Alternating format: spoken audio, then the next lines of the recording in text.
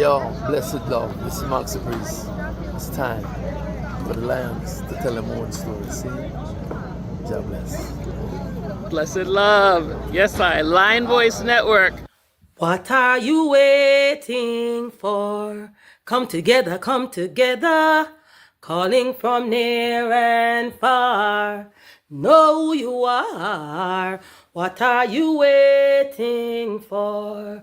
Rally up, it's Exodus. What are you waiting for? Ancestors paved the way for us. Yes, I am Ketis Oyonde, asking, what are you waiting for to come together? The time has come for the lions to tell our own story. This is the Lion's Voice. African pride, root of all nations, boy. I tried with the lion, the Ras Tafari. Lion of it tried with lioness like I too. Empress on the front line, we need you. Well, this is Medicine, the steady one, and you are now tuned in to the Lion's Voice Network. What the lion fought for do? Scorch them. Roast and parch them.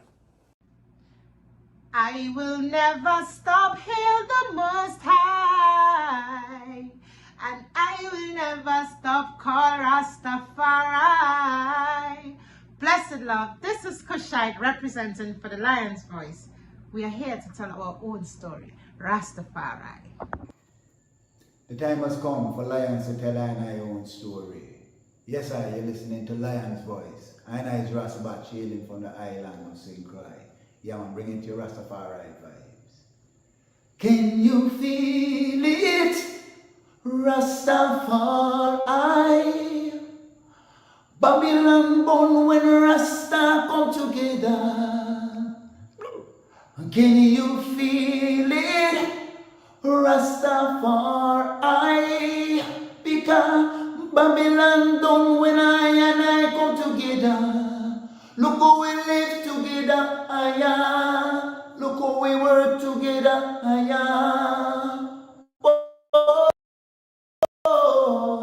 Babylon don't when Rasta come together. Here I, Rastafari, His Majesty and Empressment and blessed. Yeah, man, healing from Rastafari.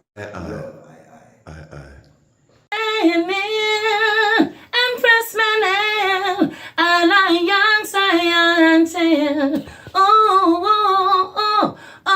you're universally unfold, be told. Blessed love, this is Itege Idama, and it's time for the lioness and the lion's voices to be heard. This is the Lion's Voice, Rastafari. Greetings, this is Warrior King, and the time has come for the lions and the lioness to tell their own story. This is the Lion's Voice. Give thanks and praise for the wonderful blessing that's been poured on me. Give thanks and praise. Jah use as an instrument to set the people free. Jah give her the powers to chant. Jah give her the powers to chant. Rastafari, the Lion's Voice. The fittest of the fittest shall survive. My people, open your eyes. Wake up. Blessed love, this is Queen Omega representing for all lions and lionesses. With the Lion's Voice, we come to tell our story. Rastafari, live it. Hey, the Lion's Voice, Rastafari. Yeah, David Dread of Steel Pulse, and I'm saying hail to the Lion Voice because it's time that the lion have its voice, have its own story. Says I'm stepping out here, hear me now. Yeah, the lion's voice. Raw. I'm Nana Farika. The time has come for the lioness to tell her story from her viewpoint and tell the world who Queen Omega is. This is the Lion's Voice.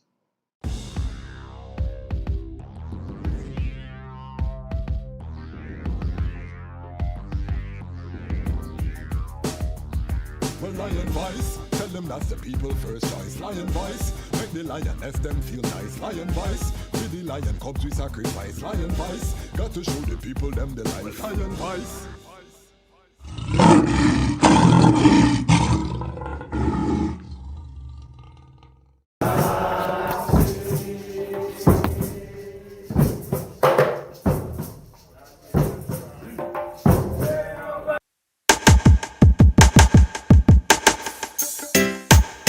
Well, great is the Almighty, and greatly to be praised in the city of Haile Selassie I, the mountain of His holiness. Yeah, from Cape to Cairo, from Timbuktu to the Nile, you know, the whole entire continent.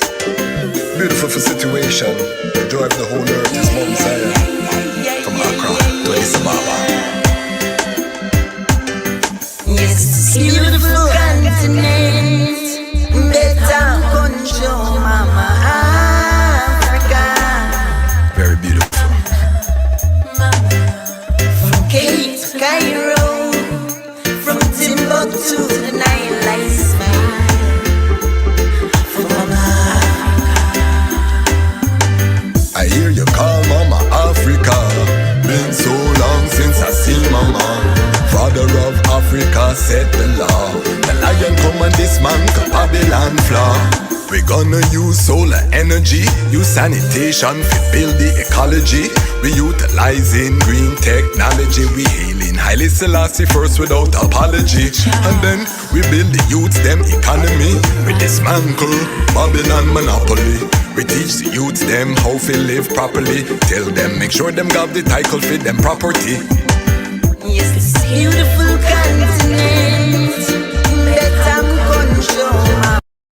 iRoots Records, an online shop for reggae and dub vinyl, CDs and Rastafari books. Rastafari owned and operated for over 15 years. We ship worldwide. We have many titles from Frontline Publications in stock. We have 50 plus Akabeka Midnight titles, which we believe is the most of any shop in the world. Special invite for the Lion Pride. Use code Lion's Voice and save 10% store-wide. If you spend $125 or more, the discount goes up to 15%. Visit us online at www.irootsrecords.com. The time has come. 321 Productions and RBG Alliance presents the 3rd annual Conscious Reggae Concert Family Unity Fest, featuring the Abyssinians, Aisha Bell, Mary Isaacs, Ragalux, I Brave, and many more at the Jammings in New Kingston. 2,500 pre-sold, 3,000 at the door. Children under 12 for free. Don't miss the Abyssinians live in Kingston, Jamaica. Can't be missed. History.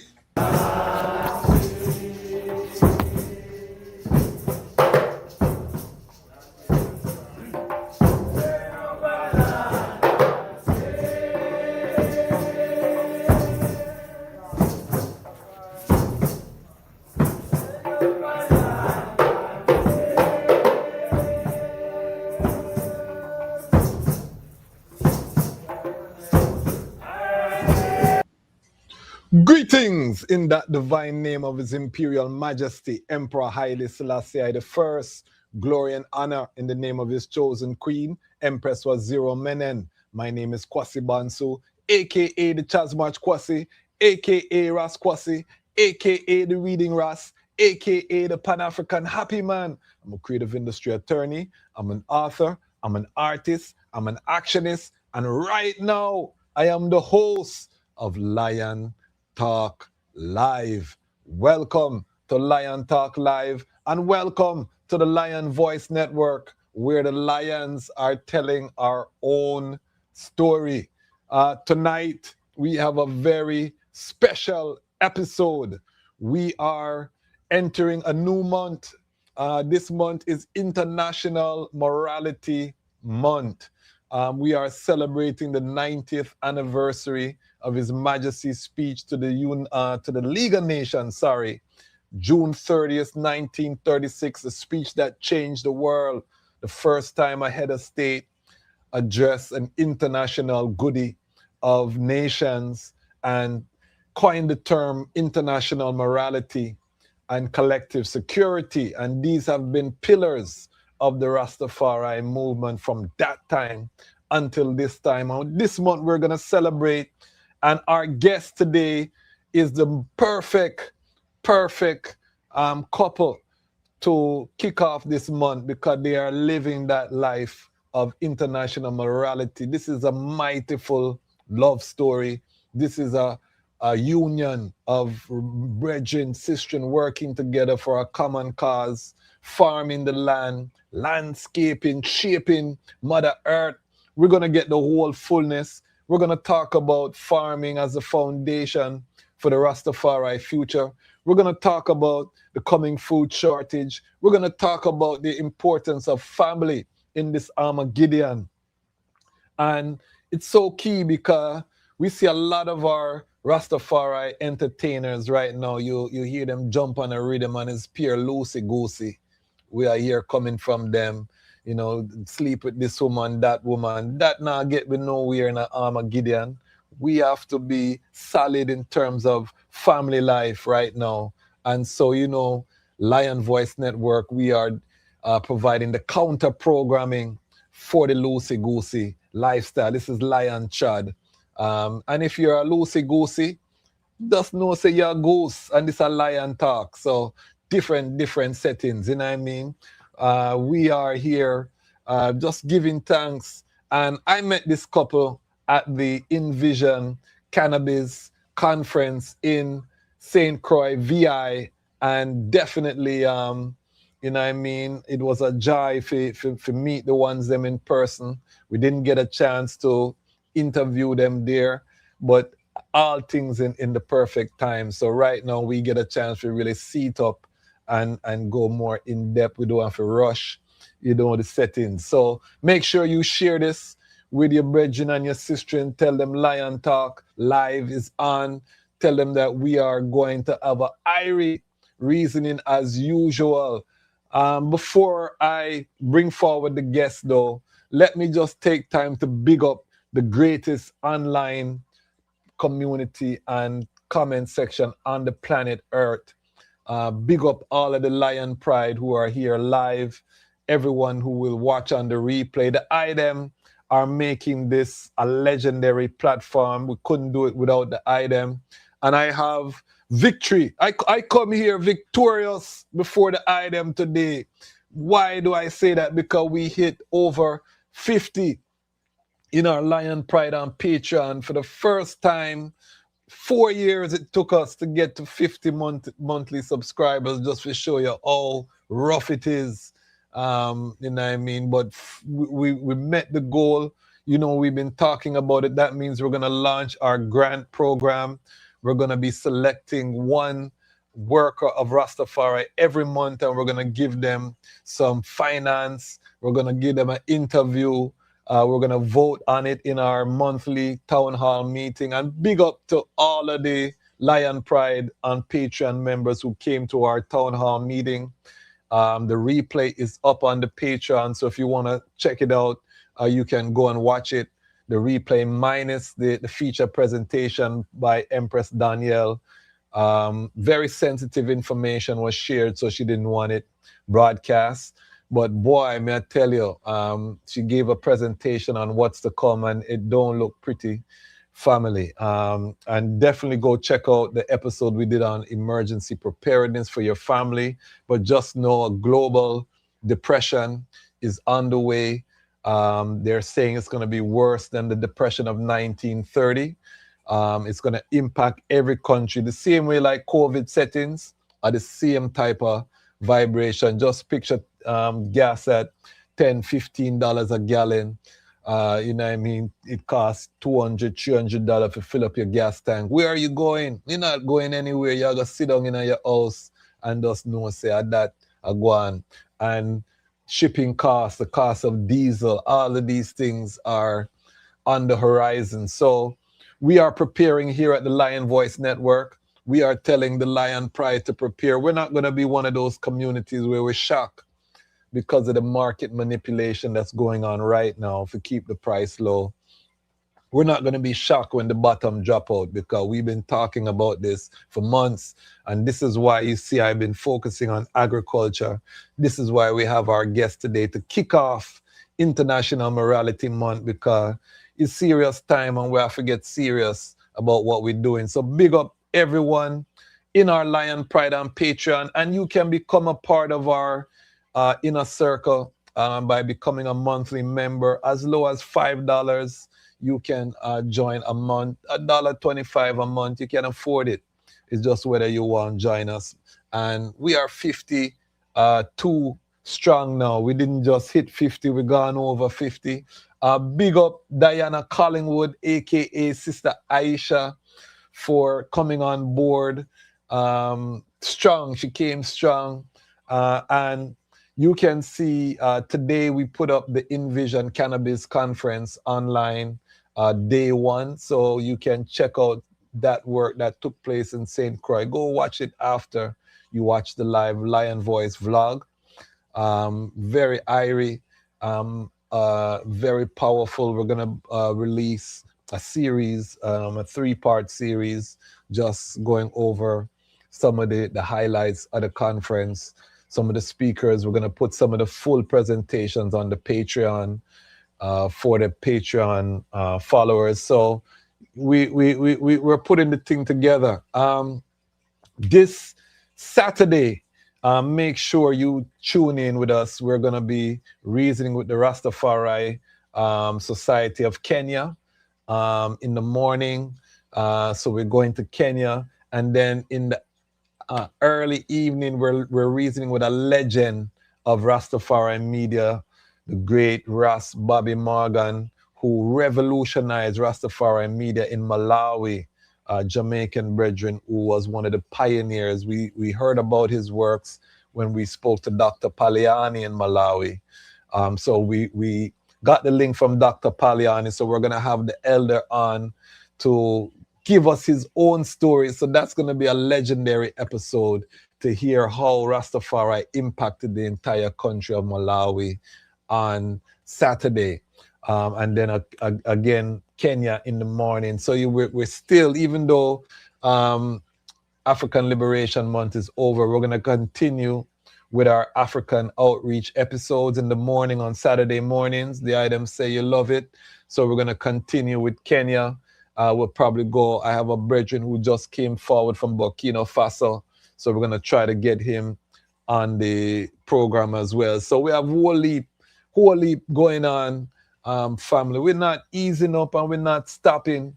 So give thanks for all of the items for supporting the vibration. We're also getting more inquiries about commercials. The items see iRoots Records just getting ready to drop a brand new rhythm, the Black Star Liner Rebirth rhythm with Fredlocks, 7 miles of Black Star Liner, them lick it over and nice rhythm set of songs. We're going to be talking more about that in the coming strong, so check that out. Make sure you support our sponsors, iRoots Records, the Conscious Reggae Concert coming up, the Abyssinians live in Kingston, Jamaica. This is legendary. If you know Sata Masagana, Shedrack, Meshach and Abednego, some big songs, and we are working on getting the Abyssinians on the platform as well for an interview, exclusive interview. So stay tuned for that as well. We just dropped the 70,000 subscriber episode with Ilawi of Jalov Sound System. So if you haven't taken the time to see that exclusive with Ilawi, and for those 12 tribe of Israel, know that Jalov, Brigadier Jerry, legendary song. Jalov was Bob Marley's favorite sound system. He would go all of the Jalov dance them he could when he was in town in Jamaica. So Jalov is one of them history, and Ilawi was the main selector. We have his testimony. He's burning some fire, and I see a comment coming from, some of my 12 tribe family, and I don't get involved in the controversy, and I reason with the elders. I let the elders them block them sound, burn them fire. It's their story, so I can't get involved. I just have to listen and humble myself as a youth. But what I am glad is that they get to block from how they see it. We may not agree. It may rub some people the wrong way. Our mission here on the Lion Voice Network is not to stir up no controversy. We don't want no back and forth. but we just want to give people a chance to block them sound and get their story out there, so we don't have to hear about Ilawi and it's somebody else that tell we about Ilawi. Ilawi get to talk what him want to talk, him get to share what he want to share, and we get it straight from the lion. This is why we say the time has come for the lions to tell our own story. We also have Dawe Congo coming up, big episode getting ready for drop as well. We're fully loaded, family, so make sure the item tune in. If you're not subscribed, what are you doing? Subscribe now. Just subscribe now. What are you waiting for? Just subscribe. Number one fastest growing Rastafari platform, Pan-African platform on the planet right now. We're approaching 73,000 subscribers. We are moving to hit 100,000 subscribers this year with the IDEM strength. The IDEM keep sharing, keep spreading out the sound. We have to have our own. We're tired of us as Rastafari. We go on a platform and people want to talk about foolishness. If we want to talk about Haile Selassie for 2 hours, we need a platform we can do that. And this is that platform. We don't apologize. We are who we are, and we now water it down. And last thing before I bring forward the guests, them, I keep getting our European Rastafari brethren them reaching out and saying, brethren, make your message more. You keep talking about the blackness and it's black, and like them I feel a little way. I just want to reiterate to all of my Rastafari family, whether you're Asian, European, Indian, Native American, we love the IDEM. The IDEM are our family. But you see the Lion Voice Network, the Lion Voice Network was created to strengthen the Pan-African black root of Rastafari. We love everyone, and we have a whole heap of white Rastafari brethren as Patreon members, and we don't discriminate. But you see, in terms of the content of the channel is very intentional. We are black because we are seeking to really water and feed the root of the movement, because we see that it's being neglected, it's being watered down, it's being taken all. And if the root is not strong, the branches, the fruits, everything that we love about this Rastafari trad for the next generation is going to go to nothing. So I just want to be clear to my brethren, being pro-black, pro-African is not anti the IDEM. The IDEM are a valued part of the family. You just may not see, a lot of white guests or white images on the platform, because we are really highlighting and uplifting our black brethren and sisters from around the world who have been neglected, who have been marginalized, who don't feel that gratitude. And until we heal as black people, we can't be part of no greater unity. We can't be members of a new race and we don't address that trauma or that damage from the transatlantic slave kidnapping, enslaved African kidnapping and colonialism. And this channel, even though I know it's a rocky road, it's a hard road, that is the road that we are addressing here on the Lion Voice Network, because I don't see anybody else doing it. And we got to hold our niche, and we'll hold it. And for those brethren, because we have whole heap of white Rastafari brethren, as I say, who are monthly subscribers, who are, who send me messages of support. We love the item. And they know already, because we have these reasonings in our town hall meeting, and we reason, and they support the mission and the movement, and know that we love them same way. But I get these emails and I get these messages, so I just wanted to address it. So just be clear that we love everyone, but this channel is very intentional about what we're showing. We have been neglected so long that we don't have that love for ourselves, and this is why it's so hard to get the monthly subscribers and the people, because we have been trained not to support each other. We have been programmed that when we see a black man, we're watching him to see him fail. We don't want to see, but I'm the type of brethren where me not gonna stop. And so little by little, we're building that confidence in our community. We're building that economic strength. We're building that security. And we are doing it in a way to show that we are worthy. We are, you know what I mean? And remember, His Majesty created the EWF for the black peoples of the world. Why? Because His Majesty know that I and I needed to really go internal and have that internal healing and that internal mechanism. Yes, members of a new race, but it starts by putting on your own face mask before you put on the face mask of another. So I just wanted to be clear to the item, and you know what I mean, it's just love to all of my brethren and sistren. Big up iRoots Records, big up Conscious Reggae Concert, big up Ras Sekou, Frontline Books, big up Wally King's Design, big up Ramia King Design, all of the sponsors. If you want to see your product or service, and we're going to have some new sponsors that we're going to be adding, reach out to us, and we'll get your product or service as part of the family. And remember, if you're an author, you have a book, advertise with us. You have you're an artist, you're dropping a single, advertise with us.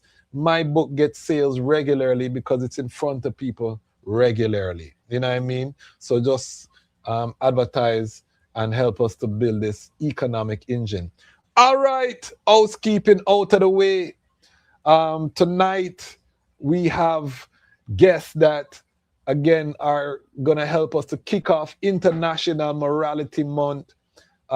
This brethren and this sistren are an example, you know what I mean, of what you can do when you work together. They've been together decades. We're gonna get the story, and they are doing some powerful work. So all of my St. Croix VI, I'm an honorary Crucian too, you know. All of my VI family, stand up. All of my Caribbean family, stand up. Everybody just stand up and give a warm Lion Pride welcome to our guests, Ras Randall and Sister Lindsey. Royal blessings, family. Greetings. Blessings, blessings. Give thanks and praises. First and foremost, let me just say what an honor it is to have the item on the Lion Voice Network. And we have a tradition here where we ask our guests to step into our Lion Talk time machine and to tell us their origin stories. So we want to hear where the item were born and the item journey to Ras Tafari. We can start with the Ras Randall, and then we can hear from the Queen, you know what I mean? Yes, sir. Greetings one and all. Randall Simmons here, farmer, landscaper, life activist for everyone, and marginalized under the Black African liberation. So there's some strength must be given under that flag. But main thing of all is the roots of farming. But before we get to that, where I come from, I born and raised right here in the Virgin Islands, St. Croix Virgin Islands. I have heritage here from since the 1700s. Okay. So I have length amount of history here. I do have some Danish lineage in me, which isn't the 1700 lineage, but I do have Danish lineage. That is not too far, my great grandfather. So yeah, my lineage run deep on this soil. I have lived here all my life. Yes. Never left St. Croix. For more than maybe 17 days is the longest trip I've ever been away. So this is you know, the island cabin is right here, so you know. So yeah, man, went to of course being here, went to school here. Two elementary schools. What was the name of the school that I went to? I went started out in Juanita Garden. After third grade, I went fourth grade into Port Larson. After Port Larson, my junior high years was in Elena Christian and Princess. Okay. And then we did high school in St. Croix Educational Complex, graduated in 1998. Okay. Yeah, man. And then So father I my and the life I are close in age. education. We're close in age. I and the I are close. I graduated high school in '96, so we're close in Nice age. too. Yeah, yeah, man. Yes. Yes, I blessings, you know. So yeah, so educational complex was one of the journeys for me as it's around that time when the transition for me was, it was divine. A lot of things in my life is very in our life, in I and I life is very Okay. divine, Okay. There's a lot of symbolisms, there's a lot of just divine things that have happened. The timing and was right for everything to happen. So with all of those things is where I find to seek and understand that I am guided. I am blessed. I am being watched, and so Okay. and I wish that everybody can feel that because they are being blessed and they are being watched. It's just sometimes we go astray, you know. So yeah, so through that day going into high school and the St. Croix Educational Complex, I was moving from the ghettos, into from the projects into the countryside. So all of Okay. that transition happened within the same month. So that was good for me because about 4 to 5 months earlier, I first time start playing conscious Bob Marley music. Like I used to hear the Oh, music around me, but a youth man into dance hall, into what's popular and stuff like that. yeah. I was So gonna the Bob ask Marley, if you grew up in a Rastafari home. not at all. Okay. But the influence was always around because that's there in the ghettos same ways, you know what I mean? Yes. So the Yes. influence was always around. I have always, my parents, especially my mother, was strict against being around marijuana, Yes. ganja, as they call Yes. it, marijuana as a criminal Yes. activity.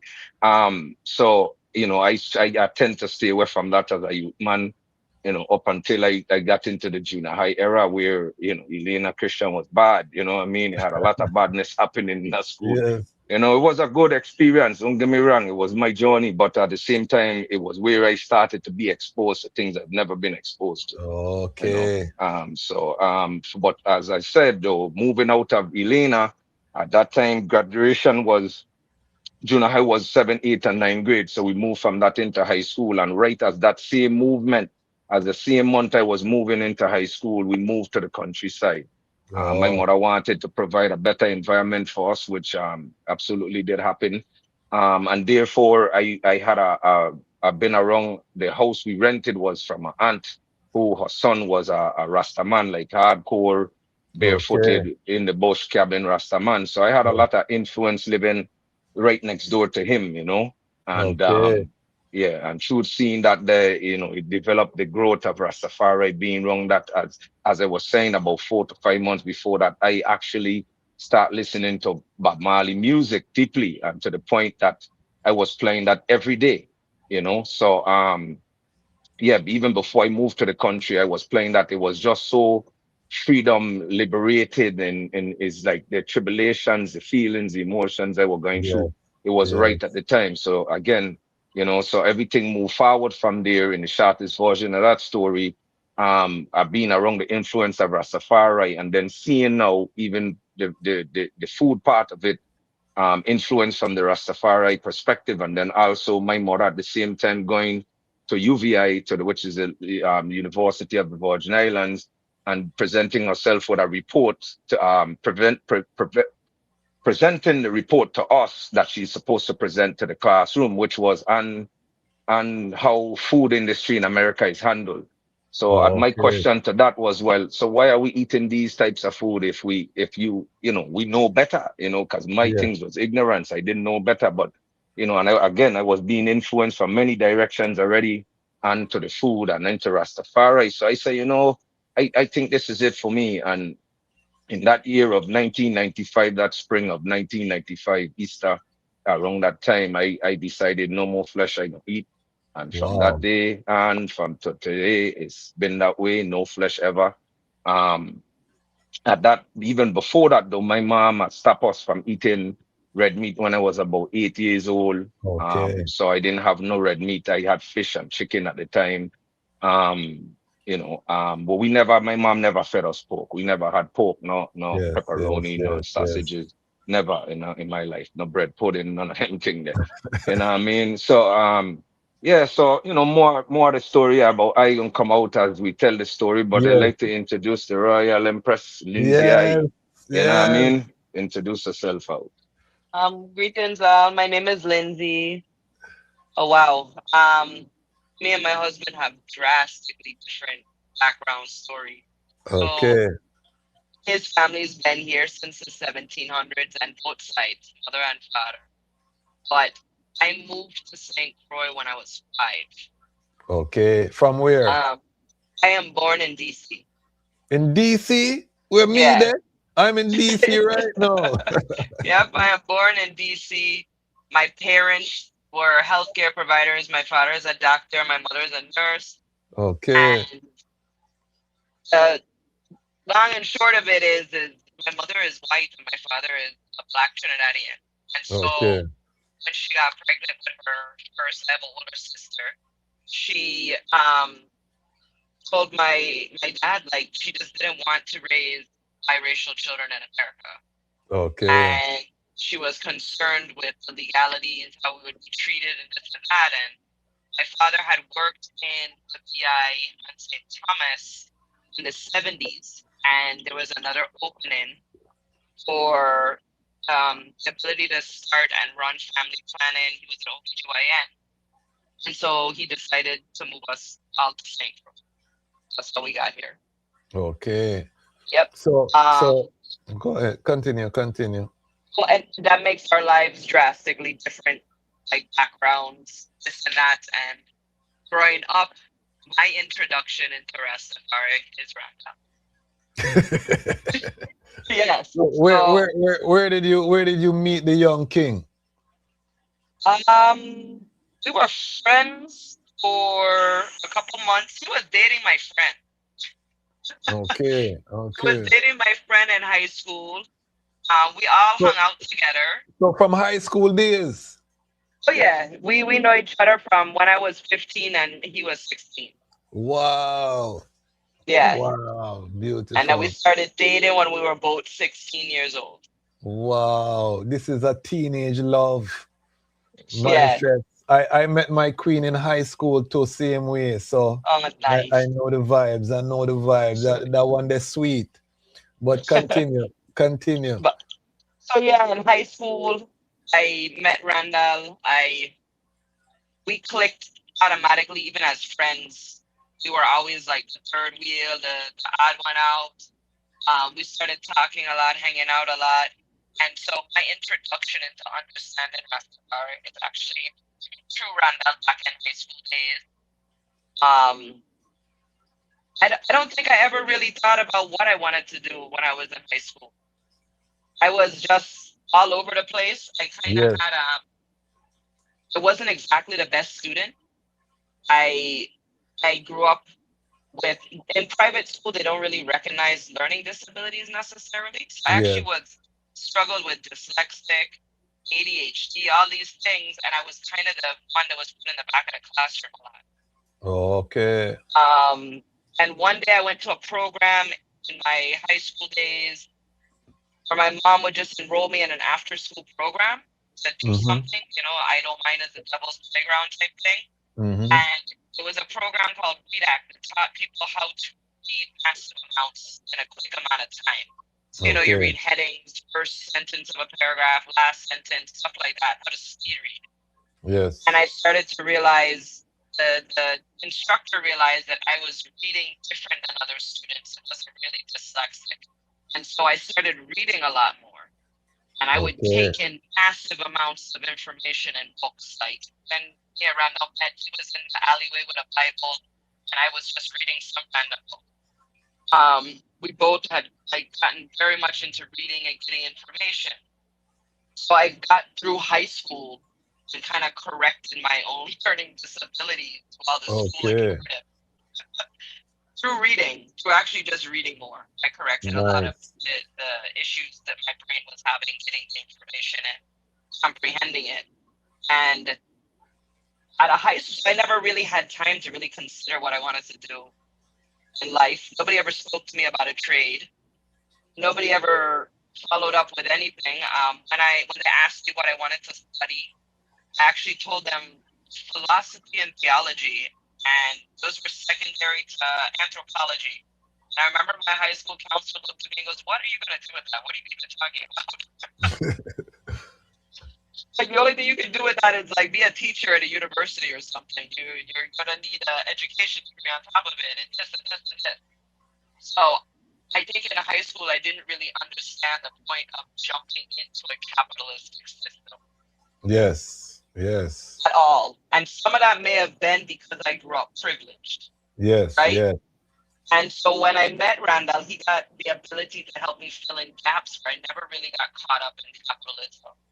And, I just need to go get a degree and build a career and this and that. So at a high school, we were together from 16. We moved in together at 18. Wow. So we were together for 2 years, and then we lived together for 2 years before we had our first child. Wow. So Yes. hold on there, because you're uptown and you bring home this ghetto youth now. What was that like? What was that like, mommy and daddy? This is there was Randall. friction. There was friction. 100. Yeah, my 18th birthday, I woke up at 6 a.m. and packed my stuff. Okay, one of them there. Yeah. Wow.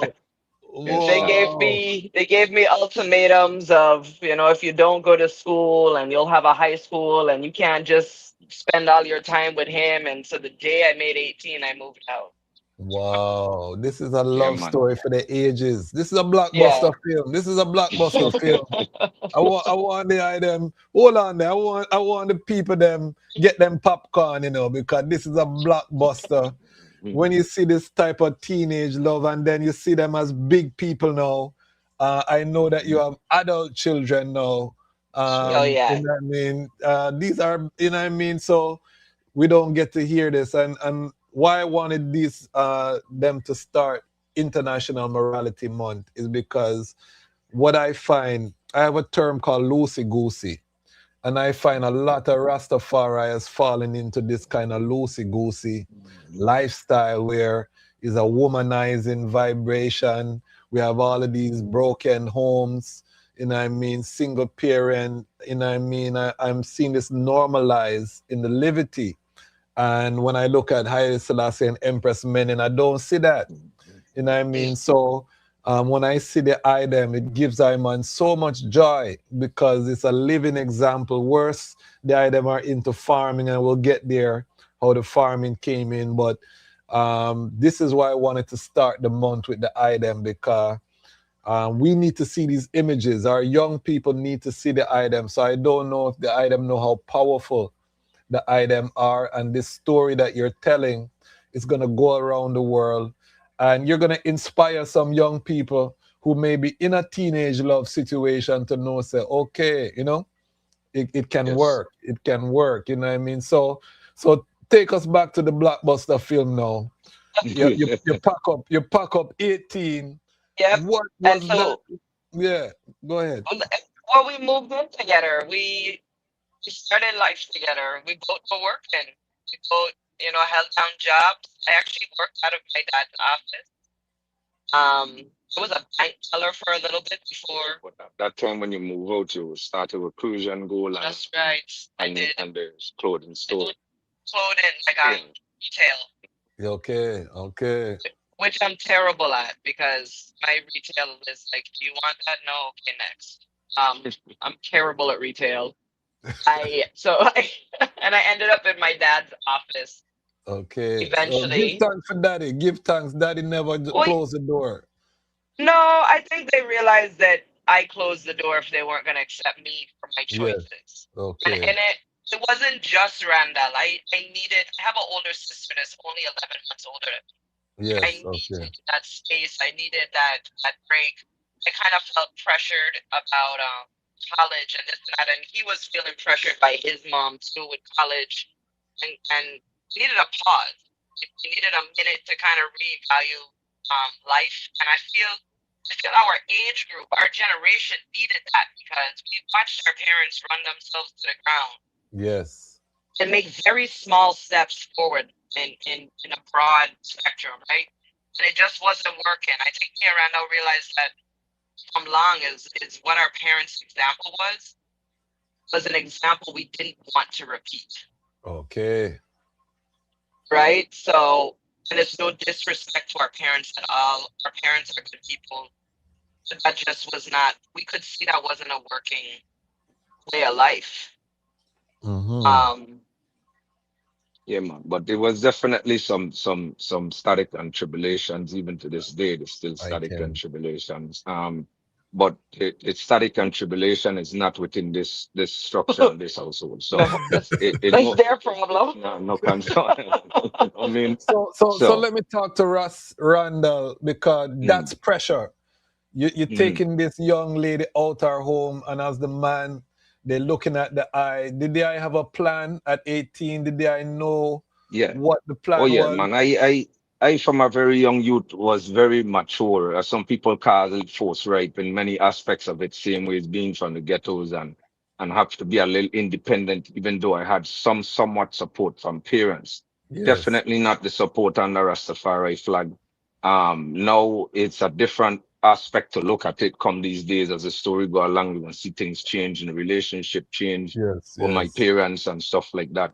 Especially when they realize the amount of wealth of education and knowledge come out without being taught by the Babylonian system, you know what I mean? Okay. So yeah, man. So coming from out of high school, like she said, I always had a Bible in my hand. I was seeking knowledge, I always were reading. Even to this day, I spend most of my time, even if it ain't reading anymore, we have YouTube to watch and listen, podcasts to Yes. listen to. When I running my machines and stuff, there's information coming in, you know. Yes. I spend my time in the eating and after my eyes and mind tired, and then take like 3, 4 nights to finish a movie because that's what the movie for to put me to sleep, entertainment and that type of thing, you know. Yeah. Yes. But Yes. in the aspects of yeah, I had a kingdom prepared. I had my own place from At since I was, 18. yeah, man. And if I'd been on my own from the time 2 weeks after I graduated, I was put out. And it was simple things because I would not clean some windows at the leisure time, and my mother wanted windows cleaned, you know. So Okay. I was like, and I mean, it wasn't fair in a sense because it was, it's a traditional thing. Me and my dad, who left the house maybe a year and a half before I was that, gonna I ask shouldn't about your say he dad. left, but my mama, yeah, they Yes. broke up into my ending of my 11th grade year. So at that moment, now my dad was into horse racing, so I was like, no, I got horse race Sunday, and here comes mommy and even prep me about windows needing to clean. So I said, no, I done prepping myself to go to the horse race. I'll clean. I home from school, done graduate about a Yes. week and a half, 2 weeks now, and I could clean them windows any day of the week. I don't have a job at the moment, you know what I mean? But mom want what she want when she want, and I went, Yes. went about my business doing what I doing and come home to meet the doors locked. Me don't argue with Wow. nobody about their kingdom. I moved out and went to my dad for about 2 months. And that's where the journey really started on my own because that was just really like a place of for me to rest my head. I still had a job at that time. I got a job at that time doing construction Okay. work. Okay. And that worked out for me because I wasn't a big spender. I would buy a CD every week and put maybe about $20 to $30 in my pocket for the week for me to buy food and a little bit of things at lunch, and the rest I put up. So I put up some money pretty quick where I've been able to get my own place. Okay. Because that was very necessary being in between my father's place and my aunt's place. So I was like, nah, there's too much rules I have to deal with and, stuff like that. And it wasn't necessarily just about following rules. Life have rules, and any Yes. kingdom you're going, I have my rules in my house for anybody, Of children, man, course. woman, anybody. Of So, course. it wasn't even about that. Even as a young man, it was just seeing the unfairness and the situation in itself and knowing that at the same time, I have to be grateful because these people are at least providing a roof over my head. But I wanted more. So I went for more. I got more, and that was even when she was doing her last year in high school as I a year older than her, graduated a year before. That was me going through my struggles, getting my foot and kingdom Yes. situated. So as she became 18, and that was her decision. I had no influence on that at all. I was like, I had, of course, 100% support. Yes. The kind of relationship we had was strong all then. So she could have felt the comfort I was embracing You know what I mean? But at the same time, it was a growth of responsibility for me now, knowing that this is a mouth now I am responsible for. You know what I mean? Exactly, So exactly, yeah, exactly. so And yeah, hold man, on, and I was stick up in, because you touch a mm, key point that hmm you had prepared a kingdom for her to come into. So for the yes, young, I want this to be educational for the young princes coming up. He didn't just take her out, or she didn't just come and the brethren didn't have nothing going on for himself. He saved his money. He was studious with his money. He had a place for the princess to come, because we have to teach our young brethren before you bring in Empress, the Empress, prepare a place, because even in the hmm autobiography of His Majesty, he says that after he had been working in Harar for a time and he had got himself to a certain level, that is when he now decided he would get married, and bring in Yes. Empress Menen. So the I was moving in an order, and I wanted to stress, because we're anti loosey goosey over here, hmm and I set a precedent where even at a young teenage age, and His Majesty was a teenager when he married Empress Menen. So I'm just drawing the parallel. This brethren had a place, an apartment. He had an apartment, yeah, or man, Yep. yeah. It was an, it was a rental house. a It was a rental house in house. itself. Yeah. Okay, so hmm he had a house hmm before, and he didn't try to convince the sister to leave our parents' home. The sister scope him out. She scope him out and say, "Okay, the brethren have a place," and she felt comfortable now to leave our parents' house, being 18, to trod with the eyes. So, talk to us about this weight of pressure now. You have another mouth to feed. What was the thoughts and the movements? Yeah, well, so from moving out and moving in that movement though of having my own house, I know now that I had to secure the job, I had to secure bread on the table. Yes. And it was so funny because throughout that tribulation of me getting that place, I actually spent about 2 weeks up in the mountains in a tent. And Okay. this was just not too far, 'cause how far I had a house up in the mountain across from where I was staying.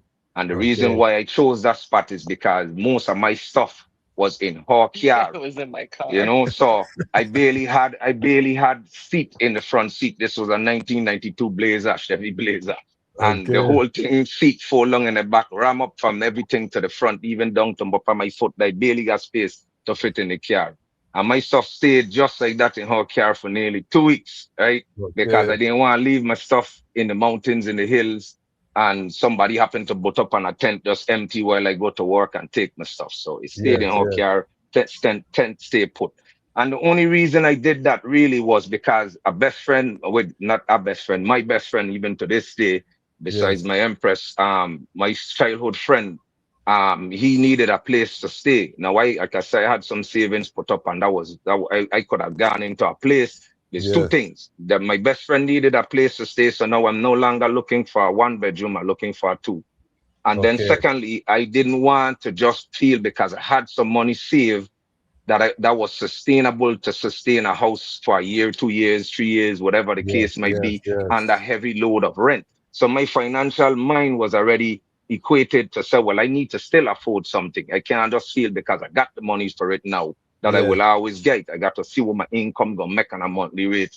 So I stayed in the hills really looking for a place that was suitable for the income. And Okay. that worked out well at that moment. Where we got the two-bedroom for the moment. Four And hundred dollars back yeah, then. man, $400 back then for real. I mean, Wow. it was heavy for the price back then because Yes. Yes. Yes. back Yes. then the It was minimum like wage is like what $4 or yeah, $3 or $4, 25 something back. like that. You know what I mean? So Yes. it Yes. was heavy for the times, and that's the economic thing that I understood from Lang, because all back then I preaching to her like I will never stay in rent. You know what I mean? Like I prefer to even give up this house and go live in the bush somewhere than slave myself out to pay somebody else mortgage. You Yes. understand? Yes. Them type of thing is for temporary growth. You know what I mean? It Yes. ain't a Yes. place to stay because you're really enslaving yourself to many things in life. If you look at it one way or the other, you buy car, you buy this, you buy this. You know what I'm saying? So one thing or Yes. the other, you can't let none of these materialistic things enslave you because God provide everything. Jah have everything and our will covered. So Yes, wherever yes. I go is where, my countenance will be. My cover is. So being that we didn't have any children at that time, and that was we started dating in I 97. graduated 99. So that's Hmm. like 99, 2000. Yeah. So yeah, that was in 1999. We were renting a house in Glen area. That was good because that wasn't far from the neighborhood, the country neighborhood that my mother moved me. That's Okay. the neighborhood. They right over Yes. the borders is Montbijou from Glen. So them is the two that sit right next to each other. So, it Okay. wasn't too far, but at that time, me and my mother didn't really have a very close relationship Relationship. anymore because Okay. of all the strains that we were going Yes. through Ras Tafari, and her thing was like, she willing to help me go to college, but I need to do it now. I said, well, I need some time. You can't get no time. You need to go now. I was like, wow, Yes. okay, well, that ain't happening. You know what I mean? So, But I stayed close with his mom back then. So me and his mom were very close. She was Okay. my right. She was my right to work for a while. It took me a while sometimes, to yeah. get. So that car was really my parents' car. So when I Okay. left at 18, I left all of that. Okay. Yeah. Yeah, I So I so I let's got let's let's close. let's go to your side now. Let's go to your side now. As a young 18-year-old, was Ras Randall sweating when you came over there? Was he under pressure? Could you tell that he was under No, pressure? I mean he How did asked me he if I seem? knew what I was doing. He was like, "Babe, you sure?" He wasn't. Randall was always like an old soul. Yeah, He was always I'm a lot hearing, older. cause how him thinking as a teenager is like you know what I mean? It's like a big man meditation. You Yeah, know what I he mean? always was like that when I met him. So I mean, he just looked at it like, "Are you sure?" And then he basically gave me my budget plan. Said, "Babe, this is what we could spend on food. This is our little bit of change that we maybe could get this or that, spend extracurricular. But every paycheck we got put this aside to pay bills and all of these Wow. stuff." Right. So again, I come from privilege with money, so I didn't get a blueprint on finance. Yes, yes. I pissed my parents off moving out. They would have taken me back if I went back. Yes. They were just mad that that was the decision I made. Yes. Um, his mom wasn't playing. If he didn't clean those windows, he wasn't getting back in. Wow. Yeah, he was not getting back in. So, our dynamics were very different. I was literally running away from him, and he was being pushed away from it. And it's strangely our parents' idea of trying to get us on the right track. Like Yes. his mom really thought she was doing right for her son, and Yes. like my parents really thought they were trying to push us in the right direction. That you don't need to just settle down right now. You're too young for the school Of course. nonsense, right? And it just didn't work for us, and we both just kind of looked at our parents and said, "Nah, that's not what we're gonna do." So, and even through this time, from back then to this time, there's only one serious discussion we ever had about money. We have never had arguments about finances, No. and not because we're well off. The story goes, we sure ain't well off, brother. And if Yes. you know the finances, even the struggles to get to where we are now is again, it's divine. It's 100% Jah in between all this. It would Big never have time. moved the way moving without Jah and Yes. steadfast faith, because those barriers could have been broken many times. You know what I mean? Yeah. There were times when we had our second son where I was struggling. I had my business, opened my business in May of 2001. So just now, Mystical Lawn Care celebrate 25 years come this May of 2026. Congratulations. You know what I mean? So yeah, Congratulations. man, Yes. independence from a very young age. It was very difficult, still is. You know what I Yeah. mean? It really still is, because right now we in drought and dry season, and normally we pick up the farming more in the drier season, that we have leisure time, that we ain't doing landscaping. But Mm-hmm. right now I have to do some repairs that I'm doing and working on my tractor for tomorrow, as a matter of fact. And hopefully by next week we'll be on the road and get a crop in before the summer ends. Okay. But those motions were set over time because again, like I tell you, I will work in construction. When I know that's where the pressure did come in because Okay. true when I was working construction and I was telling you the story about me staying in the hills, my thing them in Hawkyard. At Yes. that time now I reach in work sometime 20 minutes later. My boss didn't like that. You know what I mean? 20 Okay. minutes, a half hour, and and my cousin used to one of my first cousin used to work there and he was good with one of the supervisors and he was explaining to supervisor what I was going through at the time trying to find home. You know what I mean? Place to rest my head. This is why I Yes. wasn't late before. I wasn't coming late. I didn't have no children to moan at the time in the morning or nothing. Yes. So I Yes. wasn't Yes. late before and I'm a very punctual person even to this day.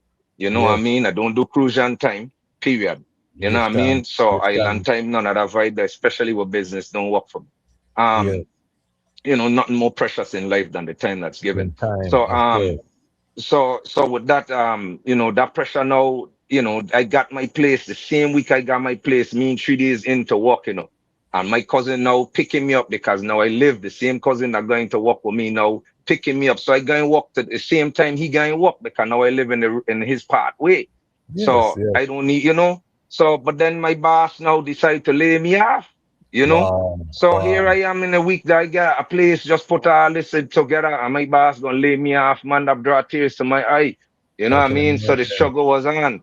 I watched my old man I was working as a subcontractor. I was doing construction for a construction Yes. company, Yes. and we were in the refinery putting in some additions to the office at the time. So that's why I was in the refinery.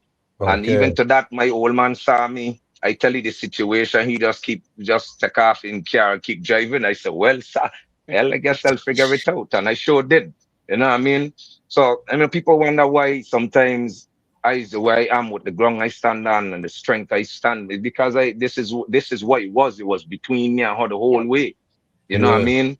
Yeah, real talk. And so when the pressure hit now, like I said, I had some money saved, so I wasn't too worried about not losing the place. I had a couple months well preserved. You know what I mean? Yes. So Yes.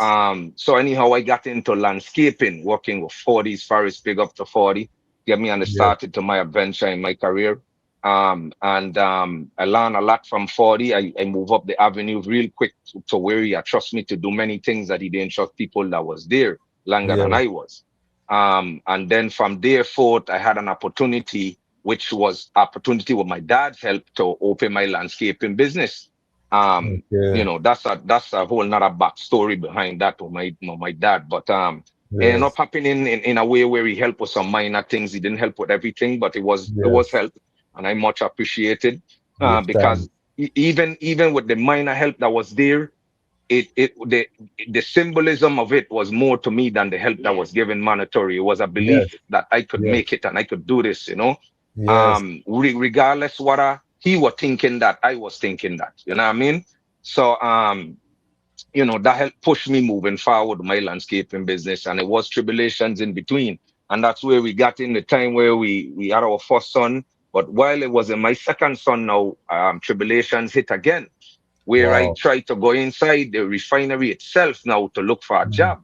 Because I Yes. said, well, I ain't quitting on my landscaping because I forever gonna be independent, but I need more equipment, I need more structure to promote business in the right way. So let me Yes. go in there for 8 months stint or something, collect some money and come out. And I would have gone in there in my time when I set my time, I'd have come out. Ain't no money would have hold me, Yes. capitalism, none of Yes. that would Yes. have grabbed me and keep me there. When I set my grounds, I move forward. But that opportunity never happened because when I got there, I first time in my life I actually stopped smoke ganja for a job. I Yes. clean like a whistle to get in a refinery, and I Yes. got in, got my ID, I passed my test them, got my ID, and doc said, "Okay, so we're gonna do the piss test, and when we get back from lunch, and while we up by the health center, that's where you have to do shave your beard." And at that time, I didn't even have nothing like I have now. This is how I am. My hair, facial don't grow too much. And Yes. at the time, I had little peach fuzzes thing right. You saw me had no Yes. side bond, me had nothing. Shave what? Shave for what? I find it to be a standard of do you want me to fall, you know, to the Oh, system okay. more than anything else. Now I understood that inside the refinery was a safety thing because the mask and stuff you have to wear in an emergency, you have to be able to seal. So if you have facial hair, I respect that. I understand that. But as a very young person, I didn't have any facial hair on the sides like that. Just had a little Yes, peach fuzz here. yes, So I find that to just be like, nah, they just want to see me fall, man. I tell you, look, well, that can't happen. I know I'm gonna pass the piss just because I've been months without smoking and but yes. that I have never shaved and I have no intentions of shaving. So, you know, Doc said, well, you know, you got your swiping card already, you got the job, you know, I got a good pay, everything to start with, you know what I mean? And I was like, yeah, well, I ain't shaving though. He said, well, look, you know, let we just, this is a white man too, you know, and he said, let we just talk about this after lunch, man. You know, I think you Yes. eat some food, you might feel better after lunch. So, you know, I tried to show he that won't work. So anyhow, as he walking out the trailer door, I get behind a rim and the secretary desk there right there to my right leaving out and I just slide my ID card to the lady and tell her when that come back, you tell her I said thank you very much for the opportunity. You know what I mean? And I went right back to my grime and the landscaping and every little hustle beat that I could get back on because I meant I wasn't gonna shave. And the funny thing is, Hold on there. Let me clap mhm, the eye. Let me clap the eye. yeah. Let me clap the eye. Let me clap the eye. hmm Hold on. This is a Yep. blockbuster film, family. This is a blockbuster. I wonder if the eye them know Yes, because sir. you never bow to the God of the dead. You know Never. what I mean? No. You stand up for what you believe, you know what I mean? And for the non-Rastafari people, you may not overstand, but you know, when we take Yeah. this chad and this covenant, you know what I mean? Right. Um, you know, I never trim my beard, never trim my locks the chad me go court everything just as I am. And when the brethren said that he refused, you know, even though he know he have a responsibility, him have the queen, him have the house, the thing is not flowing, you know what I mean? This is the fate. Yep. And this is why I didn't know this when I draw for the item for International Morality Month, you know. But Yeah, man. this is how the King of Kings is so great. You know what I mean? I never know I was getting this story to kick off the Yep. month, but this is a living example. And I want the young people to hear because he's not walking by sight. He don't know what's gonna happen. You know what I mean? And him have a youth man on the way. You had a youth man on the way and a one at home already. Yep. Mhm. And Correct. hold on, before me give you too much praise, let me talk to the Empress because you stayed. You never go back home to mommy and daddy. What were you No. thinking when you heard this Um. story? Well. So and okay. So we had a child then. My parents had separated right as I got out of high school. My parents actually divorced. Okay. Um. My father was much older. My younger sister didn't take to the divorce too well. So me and Randall, for a period of time, actually took care of my younger sister, got her through high school, and then started taking care of my father before our first child because he had had a heart attack and his health started to decline. So on top of having going on our second child, we also were, had my father living with us and we were helping taking care of him. Oh wow. Yep. And so he had stopped work. I was no longer working in his office. I had become a bank teller. But when I had my second son, I knew I wasn't going to go back to work. I was going to stay home. They weren't going to give me enough time off to do the stuff I needed to do. And none of our children have gone daycare like that. Only the first one went kindergarten, and Head Start. But they all actually homeschooled and graduated to homeschool. Okay. So like the transition that we were in, I think we had already pretty much developed that fit. Like, they're gonna provide something. We basically just looked at each other and said, "How much you think we have in that piggy bank?" Diapers last a long time, you know. But now note that her strength draw from that same way lengthwise to mine's when I went for that job because she leaving the bank at the time, that was a structural income for us Yeah. at that Yes. moment also. You know, Yes. like she said, living with her dad, having to deal with take care of him, got two children to deal with, and Now with the one on the way being making number two, Yes. that income was very necessary. So when we asked the bank to give extra time just to make sure that at least she get to breastfeed the youth to the right stages and get that bond with the youth, they never granted it. So again, she did the decision and turn in her papers and move forward, step forward in Rastafari faith, you know. Yep. I Mighty actually faith. started working from home for a while. I did medical insurance billing, and I started a little home business. So we kind of covered that gap. The reason the a little mend happened between my dad and Randall is because when he had his heart attack, he needed somebody to help drive him around and take care of him. And the rest of us were working. He was going through a divorce with my mom. So Randall actually became kind of his personal assistant for a while Just about. and took care of him after his heart Okay. attack. So he had to like Okay. suck it up Mhm. and deal with his son-in-law because he's his family. Yeah. Fullness. Wow. Yeah. So then, I mean, that's how Randall keeps saying like the divine situations, because so he's doing his landscaping. It's starting to kind of get there. He's getting set customers, and drought comes at our dry season every time. Our neighbor, right? Our neighbor looks at him and goes, "Why don't you put in a crop? Like Yep. you're out here on the land." We inherited land from my dad, and Randall Yes. had started working that land before my dad had even passed away. Okay. So he would come out on the land. He would plant trees, take care of stuff. Like Randall slowly developed this property. Even before we moved out here, Randall developed and slowly developed the farm that we live on. And so one day the neighbor was like, "Why don't you just put in a crop to cover, your dry season?" And that's really what jump started us into that farming. And Up to them big guns, man. What year? What year was that? That was 2003. yes, Okay. So yeah, man. So the farming thing I always been a part of. Of course, the grounds from earth, every man got to eat. You know what I mean? And for me, that is priority. So I've been preaching it, talking it, shouting it to the top of my lungs, but never really been a part of it besides small garden, bush tea, little things to eat here, there. Yes. And again, so that dry season hit, and I realized a pattern now because I know this is my 2 years now into my business as I open it of May of 2001, license.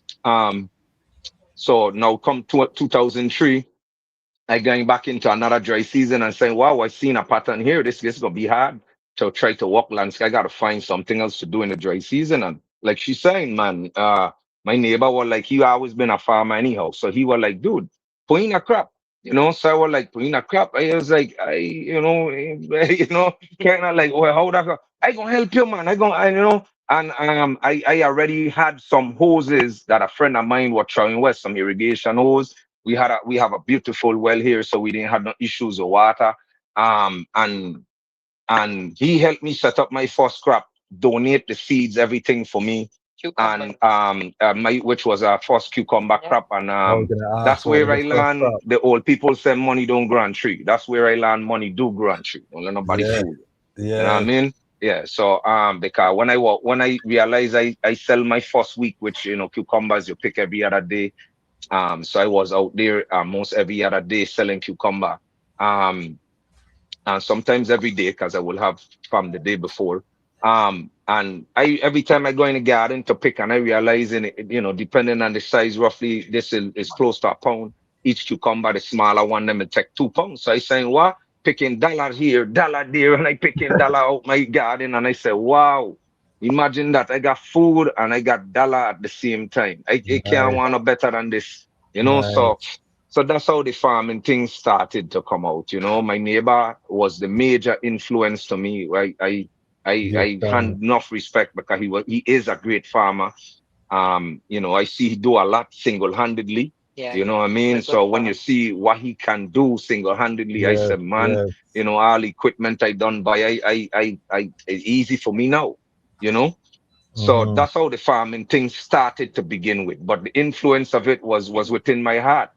You know, Yes, yes. look, in high school, me and my Rastafari brethren them, the goal was to set up the farming thing right, because one of my close friend them who were like a best friend to me at the time in high school, he already owned, his dad owned a farm. He wasn't Rasta to nothing like that, but he had a farm and he believed in farming. He had a degree in agriculture. He was teaching he was working in UVI in the agriculture department. I can't remember the exact department, but it was under the agriculture branch. So he had 15 acres of land, and most of it was developing fruit trees, lot of mango, lot of citrus and mescal and stuff like that. So I've been around a little bit of that myself. So me and the Adrian now, his son, it always been a thing where, you know, we wanted to do the farming thing, and while we develop into man and have children, we always a plan to homeschool our children them. So even as my empress are talking about how we homeschool the youth them, that always been in the divine order. You know what I mean? It never been we wanting to send our youth them to the indoctrination system. You know what I mean? So you know, with the hygiene them around, we figure, well, we'll do the agriculture. We had a building we were looking at to lease where we go house, like how Yuka is a center for Rastafari, Yes. more governed toward agriculture and homeschooling. So if you want a direction toward that path, we can fit you in because the land was available at the time. You know, so we say, well, let we try agriculture thing, but then the brethren never followed through. He and his empress broke up. And you know, you talk about, you know, them man here and there, you know, that's where he live his life, going here Yes. and there, and things Yes. started to change. And I was like, you know, I gonna steadfast in my direction, Mister. If I have to do this Yes. alone, this is a, you know, I mean, this the direction it gonna be. So, you know, that's how the agriculture thing started out, and the homeschooling thing just follow along with that. As the Empress said, Okay. our Okay. first youth went to kindergarten, but from there we homeschool him because we just wasn't quite ready yet when at that moment. But we make sure we fix it right, and all the rest you them never went kindergarten, don't do the Okay. vaccination thing, nothing. You know, What? How many children do I them have? three. Okay. Yeah, Okay. we got two. No, hear that? No, we got the two boys and then the princess last, right? So Okay. so even to the divine intervention here, boys, is the timetable is crucial here, because as we met in 1997, we didn't move in until 1999. We got Okay. pregnant in 2001 and had our first son February 6th on Bob Marley birthday 2002. and Okay. 2002. Okay, so Okay. we end up naming his middle name after Marley. So his middle name is Marley. You know what I mean? Okay. Okay. um in reference to my liberator who bring me to Rastafari, and my Yes. influence was through Marley, you know. And then Yes. now he born and Bob Marley bought they all naturally, and we didn't even know that when we were going through the No. procedure.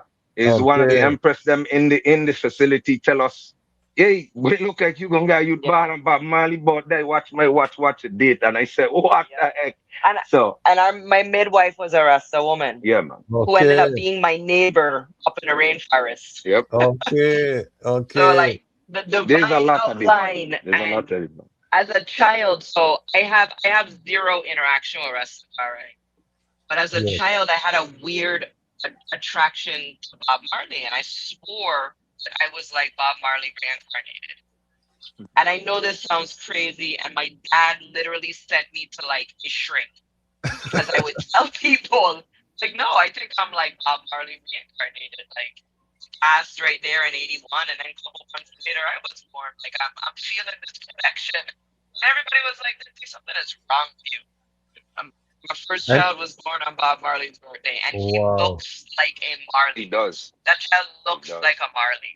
Wow. Yeah. So Yeah, we so got this was some from before Thursday. you became Rastafari. You were saying that you were Bob Marley reincarnated? Yes. Yeah, Wow. I said this as a child, like I think junior high, and then in Wow. high school I had done a report on Bob Marley, and I kept telling my teacher then, who she's very Pan African centered.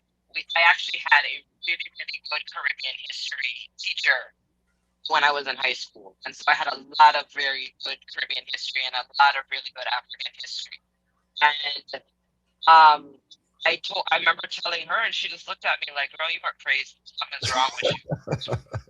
And So is yeah, that what attracted you to Randall? Is No, Rastafari? I don't think so, because we were really good friends before we start Yeah. dating. Like we really connected like boom.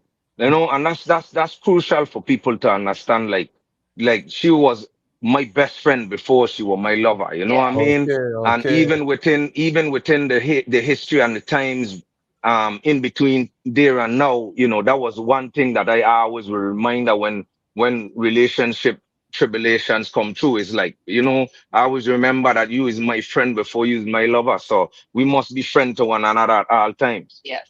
You know what I Yes, mean?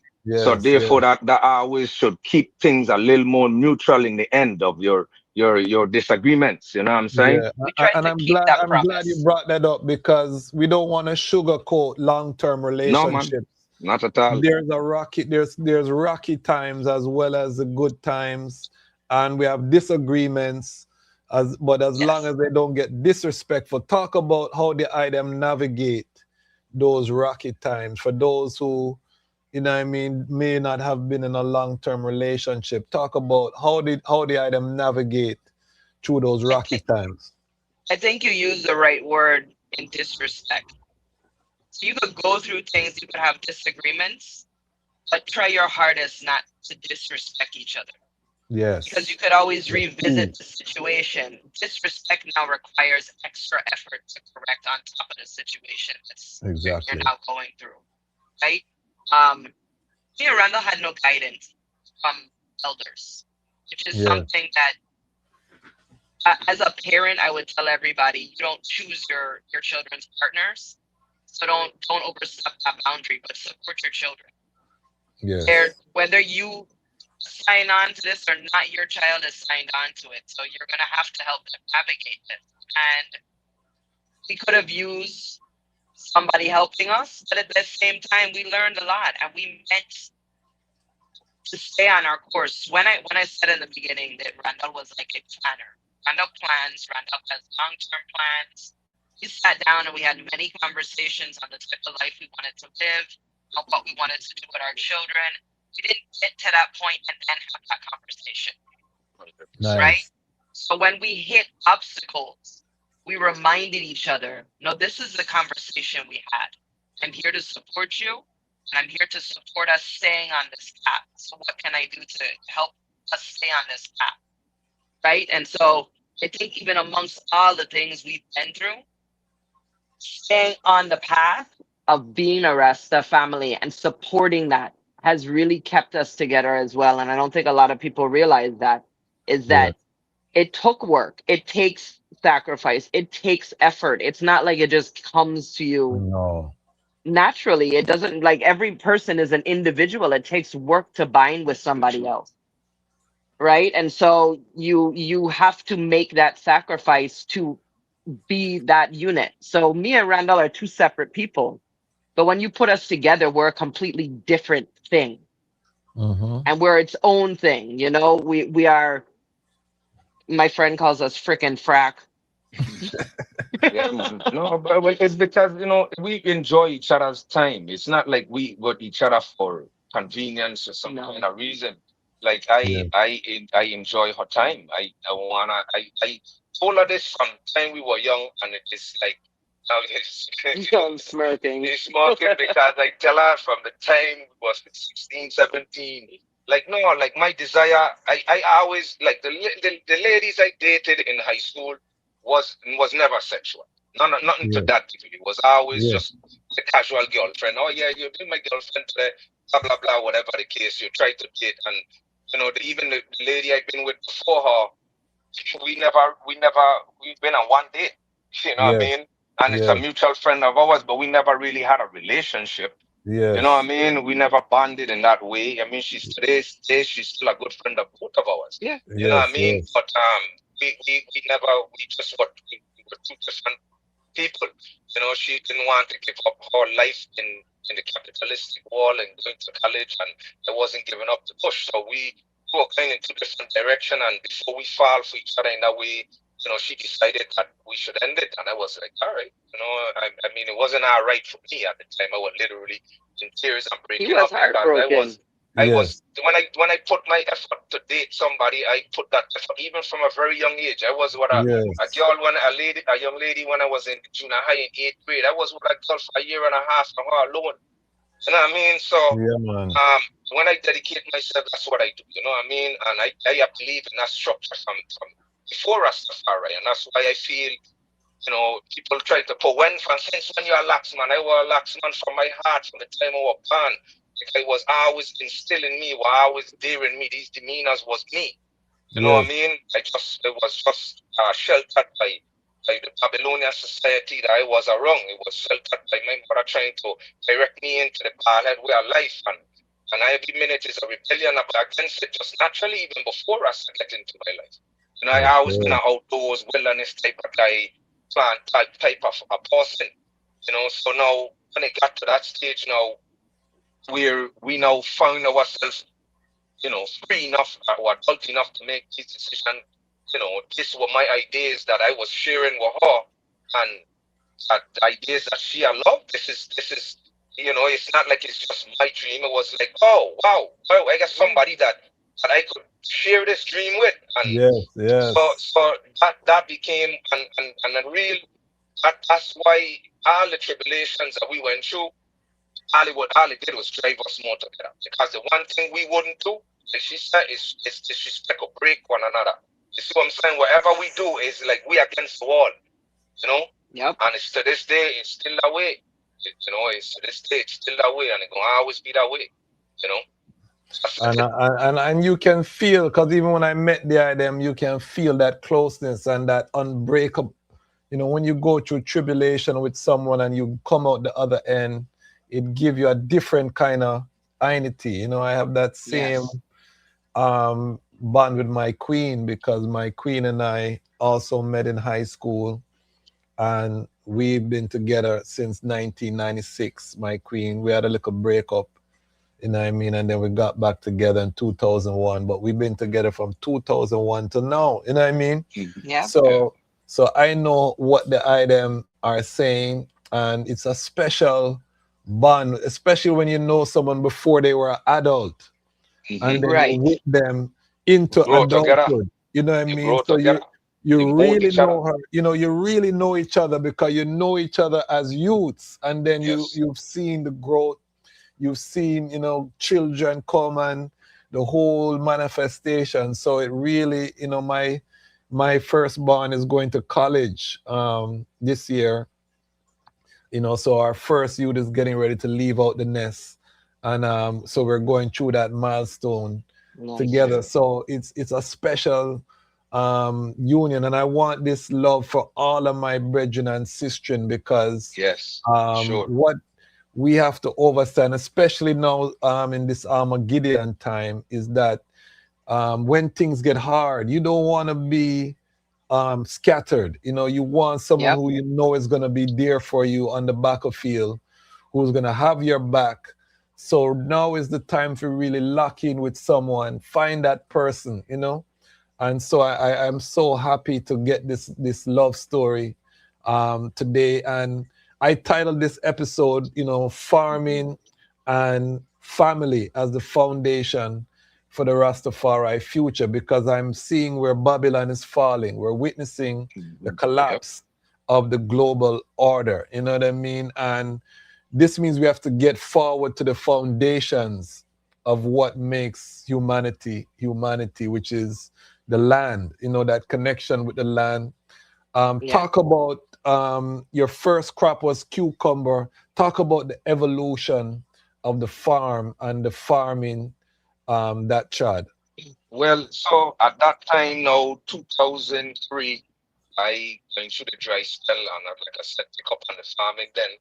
At that time, now she was working with her dad at that time, I think. 2003. Yeah. I was still doing the landscaping, but pick up on the farming in between. Now, the struggles for me with the farming that we have the leisure, which most places don't have, of the Department of Agriculture helping a lot with land preparation. So even though at that time I didn't have my own equipment in terms of tractor and so forth, you could account on agriculture somewhat to come out and do some land preparation for you. And when they come out and do land preparation, it's basic land preparation. They'll come out, they'll plow, they'll harrow, they'll till if you need till it. At the time, I just used to plow and harrow because the harrow will bust the soil enough for me where I don't have to, mess with the soil too much. Yes. There's a pros and cons, that hopefully we can get into with that type of farming. I still do tilling, but I am very conscious about the tilling way of life, sustainable farming, studying and educating every day. Certain things just cannot, it's not the time to be implemented. But we have done many trials and tribulation crops, meaning that ain't everything we do is always for profit. You know what I mean? Certain things is to the know-how. So we will try things because we like to know how. When you never know, one day you may need these skills, you may need these tribulations or the past tribulations to reveal itself with answers for you in the future. So, even though most people around here would plant crops that make money, everything is always like cucumber, watermelon, peppers, tomatoes, these things is all about the cash. And people see more about money than actually providing a variety of food. Now we in the Virgin Islands, ain't sustainable in that sense. That we want to that we are unified in like a farm community where you're communicating and you grow lettuce, I grow tomato, and we make a salad, we got a sandwich, a taste for a sandwich. Something everybody is concerned about. Well, I want to grow cucumber, I want to make big money. And the thing is with cucumber is always like even come now, we running a little late in the season, that might be one of my fast cash crop to turn to. Because you can get cucumber within 6 weeks. From seed in the ground to food in the mouth. You know what I mean? And then you have another possibly 6 weeks, depending on how you take care of produce. And the produce comes very fast. And we have produced some huge crops, as I have had many pictures and things that I have and presented, to the community, so that they can see the works that we have done. I don't take pictures of every crop, which I should do.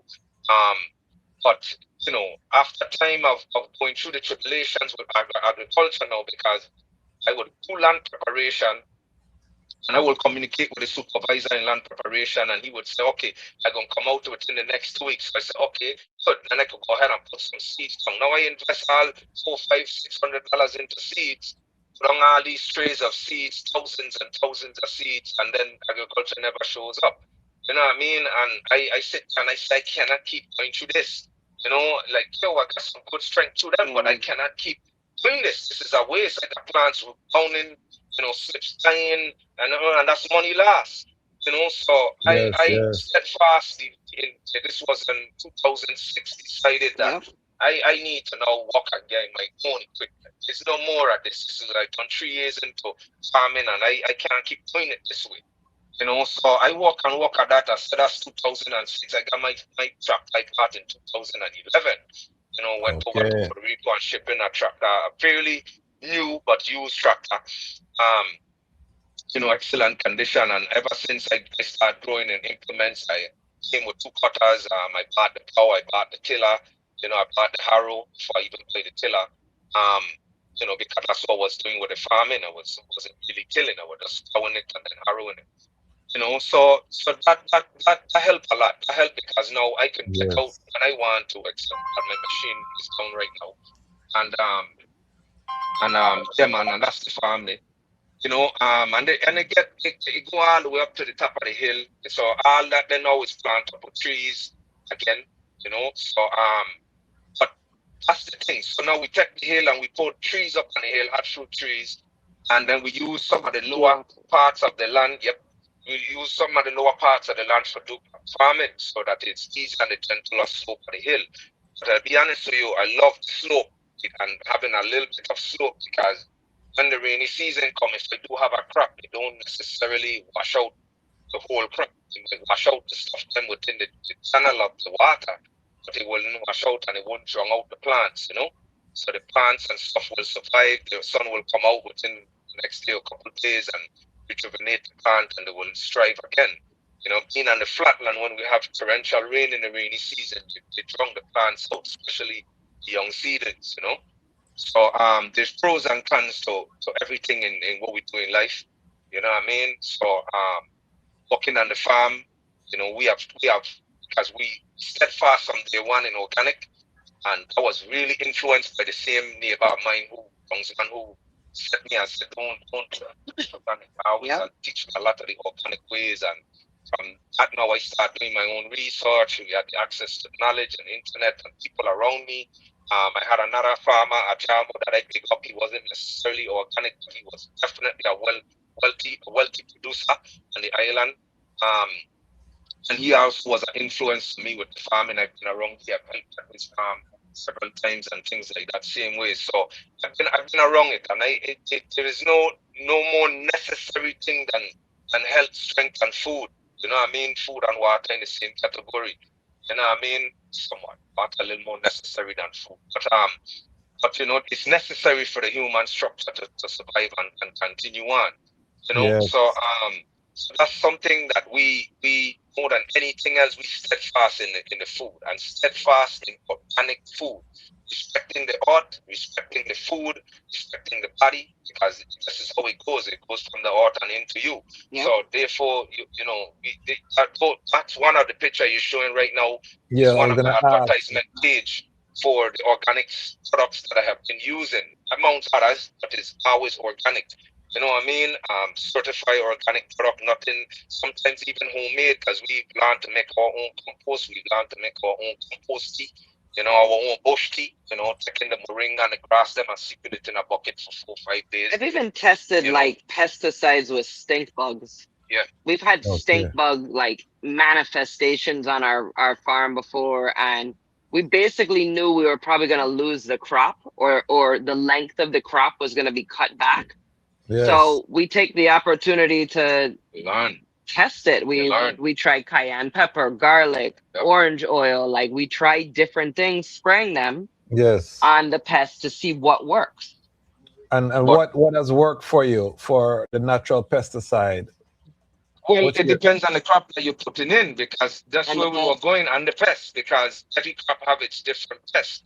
You know, so Okay. even to that now, when you're farming at a large scale like this, it's a little more difficult to do the companion farming. You could do the companion farming in a garden much easier, because then you're not taking up the space with those other plants that you're not necessarily going to be food. Yes. You Yes. see what I'm saying? So in a big garden like this, you're thinking more about cash crop. You see what I'm saying? We Yes. always kept a small garden in the back. In the back, then we'll do companion planting to expel some of the bug or repel some of the bugs from trying to enter in the garden and things like Yes. that. And even to that, we've had the opportunity to teach agriculture. We've done programs and things for grant programs that we didn't invest in, but grantees have asked us to come in and teach Okay. agriculture. So we've teach urban agriculture, Right. in how to plant in an urban setting and things like that, how to do companion planting in that settings, and how to use your space wisely. You know Yeah. what I mean? Because that's very important. You know, even up to today, I was watching a video talking about the Three Sisters. It wasn't even about that particular area. I went and watched a video, but we got into the Three Sisters, which, you know, we're talking about the corn, the peas, and the squash. You know what I mean? And how they all work together. And, you know, people Okay. must understand the What are we relationship looking at? with What are we plants. looking at in this picture here? What is this we're looking at? Okay, on the far right, those small things are gonna be okra. Okay. The plants right next to it are Eggplants eggplants. with arugula in between. So what we did in between the eggplants, which is from the far right going to the second one to the left, Yes. is we, you know, the eggplant slips are a little more slow and sturdy growing. So in the meantime, you could plant greens like lettuce and arugula and mustard greens and things like that. So while all them things, what gonna happen in between the eggplant, all you're gonna be doing is weeding. So Yep. why not have some coverage to kill the weed in between? So then if you zoom in on the eggplant, or anybody want to screenshot and zoom in, they can do that. You will see that there's other food in between the eggplant. Yep. You know, and the next coming was the tomato. And You know, those are Okay. cherry. them is cherry tomato. And then come Okay. aside from the tomato was some squash, right? One row of it, and then some can on the other side. And then on the other side of the can was some cucumbers, vines that was just coming up. Yeah. And when we do the cucumber, normally that would 100% cover the ground where you barely ever see the soil again. Yeah. Yes, You know, a lot of people in America grow cucumber and trellis and don't know that cucumber does pretty well on the ground. So it keeps a lot more of the intense labor having to deal with the tie-ups and stuff like this. So we have to tie up the tomatoes. Those necessarily need tie up, but the cucumbers you don't have to necessarily tie those. You Yes, can yes. spread the vines out, give some room on the ground, and they will grow on the ground. And I mean, we have done some miraculous cucumber crop there. Yeah. You know, one time me and she alone produced 10,000 pounds, a little over 10,000 pounds of cucumber. 10,000 pounds? 10,000 pounds. What? This is me and her alone. You know what I mean? What? Yeah, man. I had backy shoes though. That they give me backy shoes. I ain't gonna lie. That was a rough patch. That was a rough one. Because I was breastfeeding the second child, and we were getting up and hitting the road to get out there at like 4 a.m. Oh yeah. Wow. Yeah. Yeah, and at that time we wasn't 10,000. living on the farm. Yeah, 10,000 pound cucumber, man. Yep, and we'd prep. He'd go to work in landscaping, and I would spend the rest of the day selling out on the roadside. Oh yeah. Okay. Yeah. And at that time I still doing landscaping as she mentioned, you know what I mean? Yeah. I want easy juggling, but man juggle it. You know, and even as I get older now, so even that picture you're showing right now, that same picture you're showing was one of the time I realized I'm getting a little older. You know what I mean? It's no more, there is no more me going to do landscaping, come home early enough to pick some food, Yeah. to go back out there by 1,400 hours, 2 o'clock in the afternoon to go sell till about 6 o'clock in the evening. Selling the land. I used to do that in my younger days, and I tried that there in this a picture there was 2 years ago. And that last picture that made me realize there's no more of that happening for me. We retail all the food after that. We tried that for a week and I got burned out, man. I said, man, both of us. So we decided we're gonna retail the food unless we actually have the time and energy and the space to do it. You know, that year, you see, that's the thing with it now. As I mentioned, we do the landscaping, and more so, we continue to do smaller crops throughout the year. Yes. But we do big crops when the dry season comes because we have good water and we have the time now because landscaping slow down. So instead of me trying to hustle people to walk, as most landscapers still go on, they cut grass that don't grow. Because they need to make the money. I don't do that. I don't have right cut grass. I need to cut. If you don't need to cut, you don't cut. You know what I mean? I go put my energy someplace else and grow food. You see what I'm saying? Yes. So that year there, we anticipated the dry season to be dry, and it wasn't necessarily dry. So I still had a lot of landscaping to do. So that's where burned we out the most because we still had a lot of landscaping to do because we had a big cropping. You know, so we decided we could not do the retail, and we went straight to wholesale restaurants and wholesale to people to vend the products for us. You know? Boxes to they would retail it off basically. We couldn't do the retail. Yeah. And that's wisdom. You know, that's with age come wisdom. You can't do everything. You have to work smart and not just working hard because you don't want to burn out yourself. I'm so impressed with the item right now. I tell the item I don't even know what to say because it's just a joy. It's just a joy if you see the journey. How are the item looking at what's coming? You know, because I don't know if you are checking what's coming down the pipeline with the global situation. So let me show you a little synopsis, right? Yeah, during COVID, right? Everybody fighting over toilet paper, right? Yes. My analogy to this is, how can you wipe? You ain't gonna have nothing to wipe if you can't eat. You see what I'm saying? This is like putting the cat in front of the house, as they like to say. You have to eat something to wipe something down there. Yes. There's nothing to wipe. Yes, So as I see people, my mother up there in Babylon in Maryland, and she have come home with stories where people try to pull toilet paper out of cat.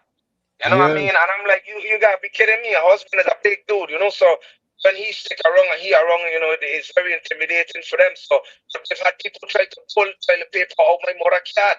Yes, You know, sir. and I'm like, you know, and you watch the news and you see people fighting, and I said, you know, what my focus was on, My seeds. seeds. Yes. I always have seeds, you know. Yep. So my thing was, now I need more seeds. You know what I mean? So I bank up about maybe spend another $500 to $600 worth addition to the seed bank that I already had, and even Okay. then, the seed companies them were starting to restrict people from buying seeds through the pandemic. Unless So you had a license. because I had relations and continue relations with these people, you go and become a newcomer and try to buy seeds from some of these companies. Okay. So when people think that these things will always be wrong for them, it's not. You see Yeah. what I'm saying? So at any given moment, I am prepared to plant up, and I always have seeds. You see what I'm saying? That's an Yeah. investment. If my seeds, I feel I had them too long and dry out, I buy more to store. You know, because it's something that you always have to, a secure measure that you have to have on hand. Because Yes. again, what are you gonna wipe if you don't eat? So you're gonna fight over toilet paper and eat toilet paper and then No. poop toilet paper. No. You know, you could always make something. You could wash your backside with soap and water. Yes. You could You soak can use a banana leaf in banana some leaf. aloes Yes. in a Yes. container and soften it up with some aloes and wipe it out. You know, there's ways to clean yourself, but there ain't gonna always be ways to feed yourself if you That don't is plant your key. own. That You is know? key. And I think it's like a metaphor for what's coming, Yes. because people are looking at the wrong things. Yes. And I know a lot of people are facing it with fear. And I don't think me and Randall are really facing it with fear. We're kind of like, man, it's about time. Oh yeah. Man, like capitalism has to break. It has to Yes. fall apart at some point. Yes. You know, we could have chosen to dismantle it. We could Yes. have chosen to invest our space and our time and build a fringe government and, you know, follow footprints that people tried to do, like Black Panther in a lot of Yes. ways did that. They fed the Yes. community first, they supported communities, and they tried to build upon that, right? Or we could sit here and we could do it this way. So Yes. I guess humanity chose this way. Yes. We chose the hard route, right? And it's not with fear we're facing it with. We are almost facing it with open arms. Give And at time. the same time, I also think that being people who live in the islands and face Yes. hurricane season every single year, we're Yes. extremely mentally resilient. Yes. We Yes. bounce back like nothing. Yes. You know, I could hate my neighbor, but my neighbor will be there in a crisis. Yes. We understand how that works. We understand how you have to come together and you have to make this work. And I don't think most mainland people in the 48 states are really prepared That's true. That's to a have good point. communities that work together. That's a good point. That's a Right. great point. So there's sustainability, and then there's resilience, and then there's, you know, facing our sovereignty, facing who we want to be as people. And all these different aspects are unique to the Caribbean that we face every single day. Yes. And all of them add up to equal food security. Serious Every thing. single one Right. must be. Food sovereignty is a must. It's a Food must. And sovereignty. true food sovereignty is one of the things that I always used to try to teach and or preach to my one brother when he decided to sell his tractor. I mean, he's doing okay. He left California now and everything, but in my opinion, the one thing, the last thing that gonna go from me ever here if I move in from St. Croix will be the tractor. See what I'm saying? Because that sets some kind of the tractor and the land. The land ain't going nowhere. But the tractor is important. The possibility for me to be able to produce a crop is Yes. necessary. So having the land and the tractor is absolutely necessary. So regardless of the hard times I have, the tractor has to be here. Because that is what gives me my independence. Even when I go out and I struggle in the landscaping industry and I see a Rasta man like me and they don't want to pay the premium price for services. Everybody needs food. But you're willing to pay, you know, the white man or the Babylonian guy, because he looks different than I am. You know, higher pay, I accept no less. You know, and this is why, for me, I always have my backbone of the farm, because if one thing I must do is eat. You know what I mean? Yes, Straight sir. up. You know, so that in itself makes me independent, to make us and the structure independent. And if I give up the fact of being able to feed for my family and even others, then what else am I gonna lose? I'm already on a path of now going to everything else.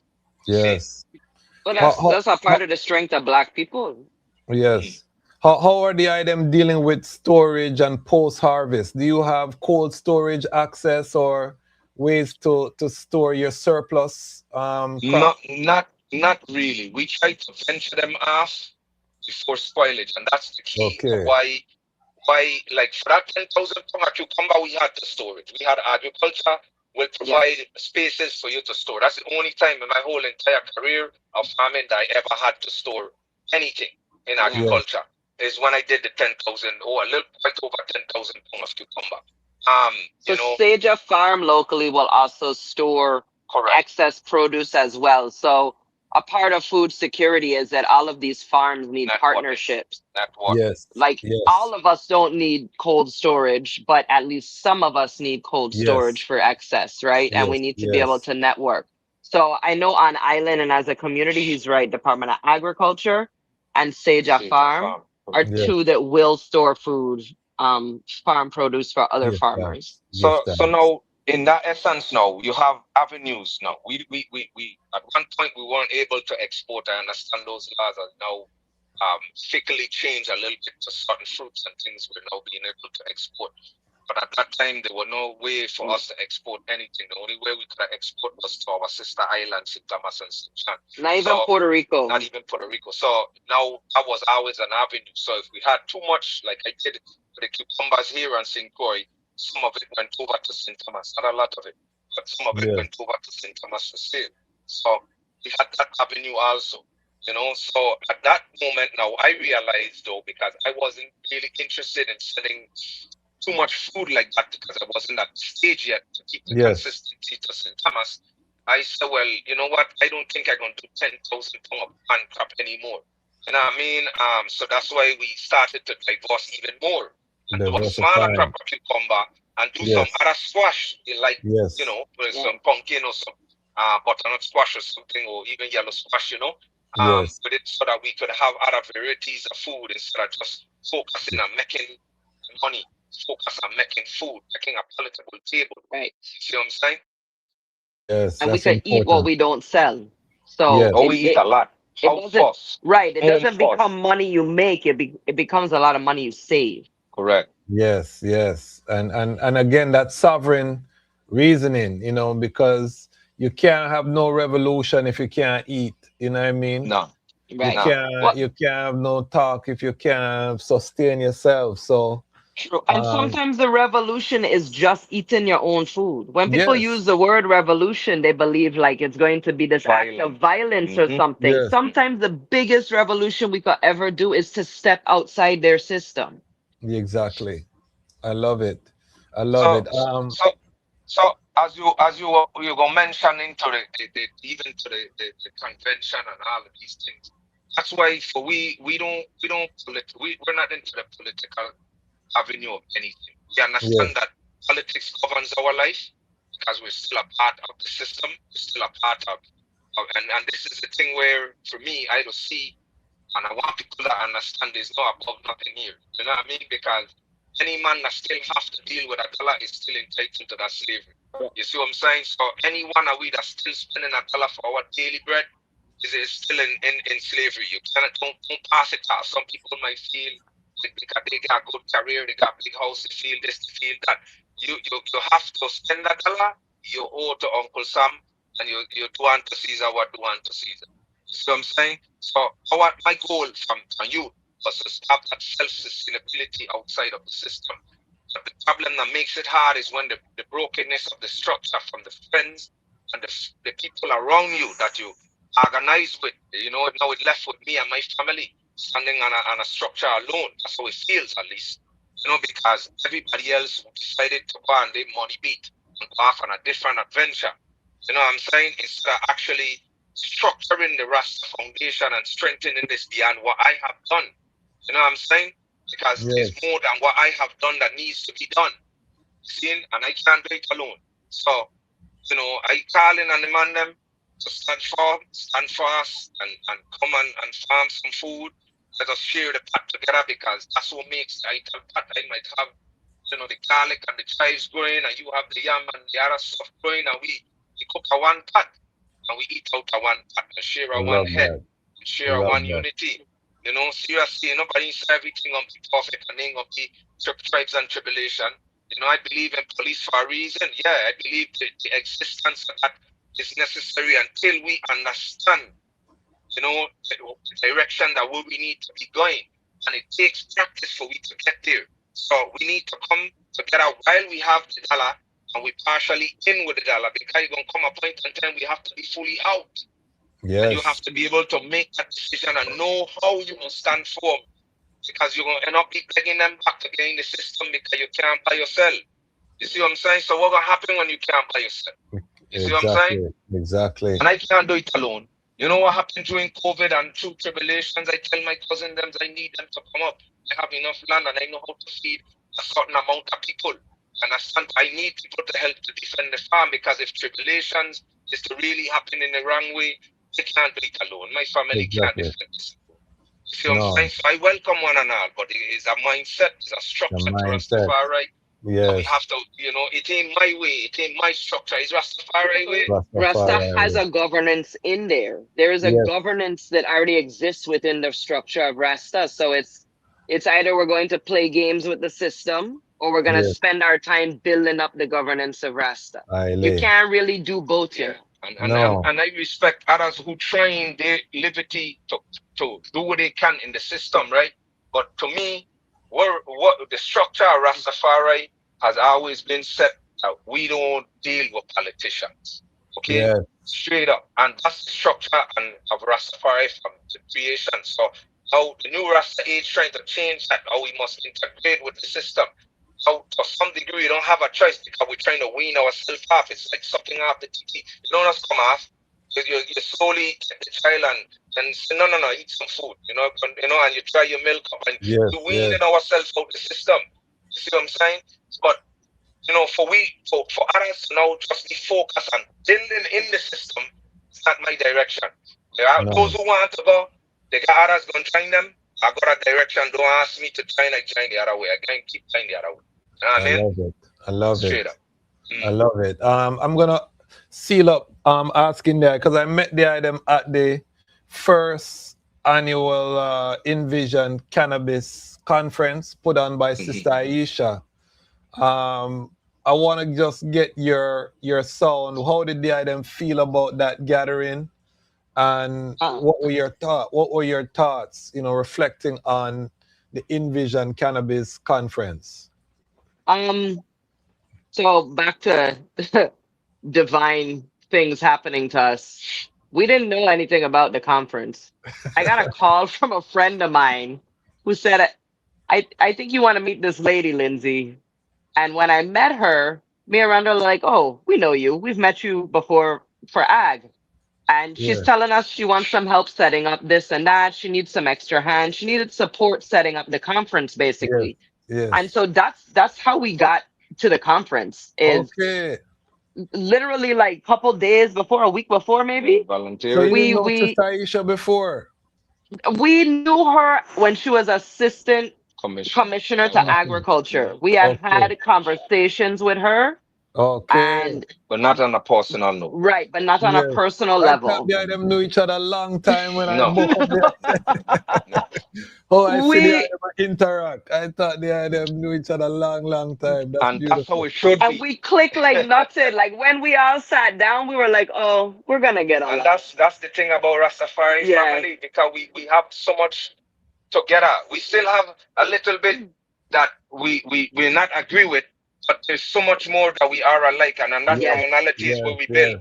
And I will always, I very vocal. I speak straight up. I mean, you're gonna learn that in time. I mean, very, very straight up with my words and my intention. Because last thing I want is to be misunderstood. I mean, you don't like I, but don't misunderstand I. What I mean? So I try to explain myself, even if I have to bring parables up just to bring vision to understand. But we see some different eyes and different things and different eyes, and that's cool and fine. I think the conference was First of all, I liked how the conference was set up. We have been to a Definitely. cannabis conference prior to this, and it Yes. was a little bougie. It Yes. was, I think it was like $500 tickets or some Yeah, craziness. Yes. And Yes. again, we were just in the right place at the right time, and we got an invite because he was like, "Hey, I need some local people. Will you guys show up?" Yes. And so that's how we got to the other one. And so I do like the grassroots level that 100%. they held the conference on. Yes. I think Mia Randall's biggest hiccup is that ganja is the healing of the nation. It's a human right. If Yes. I'm making bank off of it, if I'm selling it at its most expensive price, because the VI is one of the highest prices for cannabis in America. Yes. If I'm making bank off of it as a specialty crop, I am not getting it to the majority of the people that Yes. really need this. Yes. And the bank is made off of the THC. It's like a specific part of the plant when the plant has so much more to it that we Yes. could be utilizing and we could be fitting into our everyday lives, and including things like hemp fibers and hemp Yes. plastics and hemp fuels. Like there's Yep. so much more we could do with this plant, but we want to sell it as a psychedelic because it could make bank. Yep. So the next conference, I mean, I'm gonna, lay in on my good friend Diana and tell her, hey, we need to really push that Yes. this is a food and this is a plant made by God. It is Yes. given to all man. It is a human right. Yes. And we do have a right to earn back in reparations on some level. But at Yes. the same time, we also have to figure out, as you were mentioning, a crash is coming. A Yes. global shift is coming. Yes. And so Rasta could gain the front of that. And we Yes. could show the world how to exist outside of capitalism. And Yes. this is what His Imperial Majesty asked us to do. When Yes. he gave that same speech, he spoke about a new race. It wasn't just skin color, it's ideology. It's what you're Yes. That's right. basing your everyday importance off of. Yes. In the beginning, you spoke about why you have to Yep. keep For sure. talking about people of color and Black people. Yep. It's Yes. because the things that you face when you are colored is Yes. totally different. They don't look at the color of your heart. Nobody's No. seeing that. They're seeing the color of your skin. Yes. And as somebody who walked around watching people greet my mother differently than they greet me, because Yes. I've never been passable, I understand the difference. I also Yes. understand that you want recognition for having a good heart, but the Yes. system doesn't see any of that. No. So reparations has to happen to bring balance to what people of color and what Rasta is going through. Yes. When Yes. we refuse jobs because of our ideologies, when we say I'm not going to sell at Saturday market because we hold the Sabbath. So as farmers, we don't sell at the biggest market on island. And we don't even buy. I've never been to the farmers We've never market. been to the farmers Yes. market on this Yes. island because it's on the Sabbath. And even in the conference, we came as a gift to Diana Yep. to participate, but I Yes. refused to actually work on the Sabbath. I told Yes. her I'll help you the next day. I would have helped her the Sunday and the Monday all Yes. she wanted, Yes. but not on the Yes. Sabbath, Yes. right? So if you hold to principles and these principles have meaning, these principles become your governance, your Yes. structure, and you Yes. don't need the system at that point, Yes. right? And so we could set that example, and that conference showed that on a grassroots level, we could all get together and have very important and intellectual conversations. Like I had to go look words up with the science lady AC Moon was given about plants and crops, Yes. right? Like when Joanna Moorhead came up and she was speaking of the structure to actually get this plant out to the market, people do not understand that there's a huge distance between the seed and getting that plant to market, Yes. and all the things that person has to go through to help aid in getting this plant that's so important to the market Yes. for people. Yes. Yes. So I see, and especially when it comes to Diana Collingwood, because if you know that lady, everything is done in excellence. Yes. 100% excellence. That is the word for her, is excellence. Yes. And Yes. the next year will be better. And but the good thing about that though is she gives her best for the excellence, but always leaves rooms for that. What if happens? Just let it happen. Yes. Yes. And, Yes. and she has a very very sound demeanor. I really like her vibes. Yes. I liked how the cannabis convention was very knowledgeable. And I must give that it was structured correctly. Um, The amount of colored people was impressive. Like, you don't see colored people at cannabis conferences. Yes, it's yeah, true. and but at the same time, even to that event, and even from there, when why we didn't get to do the interview at the convention itself, was I was taking the cheers back to Guyana to positive. And both places I've seen and noticed a lot of the hypocrisy. You see what I'm saying? And speaking on a truthful note, because a lot of the people that come in there now is coming out the shell. So and this is why Tafari is speaking on the Ras Tafari behalf, because now everybody's finding an avenue for money in the ganja avenue, and not really. And at the convention, I spoke about that. That was the only speech I gave there. About Yes. trying to remember to respect the herb. You see what I'm saying? And not just looking at the capitalistic venture of the herb. You know, I ain't vexed with nobody who decides to go down and sell it. I always be somebody that can buy. You see what I'm saying? But it's when you put the capitalistic venture first and not respecting the herb and the liberty. You know, it's like I was telling you that same not crop, how that cucumber, not the cucumber, the tomato crop. Look, we have done a tomato crop like that with big beef steak tomatoes before, and then eat one tomato, but yet we spend 90 days nurturing these tomato plants right up to the part. They got flowers and tomatoes, and then the whole crop started to die. So all of these things is fate, and why you have to have a plan A, a plan B, a plan C, and a plan D. Okay, and that's just the basics. You might need more than that. You definitely have to have a backup for the backup for the backup. You know, because things do go wrong, especially in the natural world. You know, you got deers coming in and eating your crop. You know, you got pests coming in and we've lose, and you know, people will be like, just eat a chat of this smaller kind, and you get your crop back on point, and you go ahead and spray it. And nah, big man. You know what I mean? You steadfast in your faith and you believe. Why would I put something that you know I don't want to eat on my food and to feed other people because in the name of money? You know, so my only thing with that is I seen cases that's there just for the money. And that gonna happen regardless of what convention you hold. Right? I'm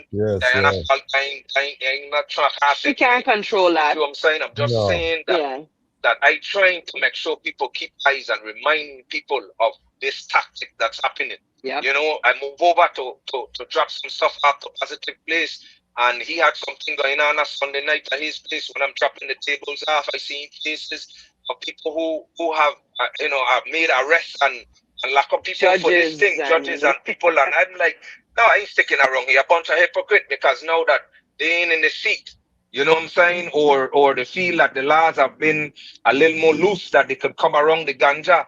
I mean, come on, this is something that built this nation, not just America and as a nation, but identifying it directly with America, because they is the one who perpetrated the drug and the war on drugs around the world, and did marijuana Schedule 1 drug.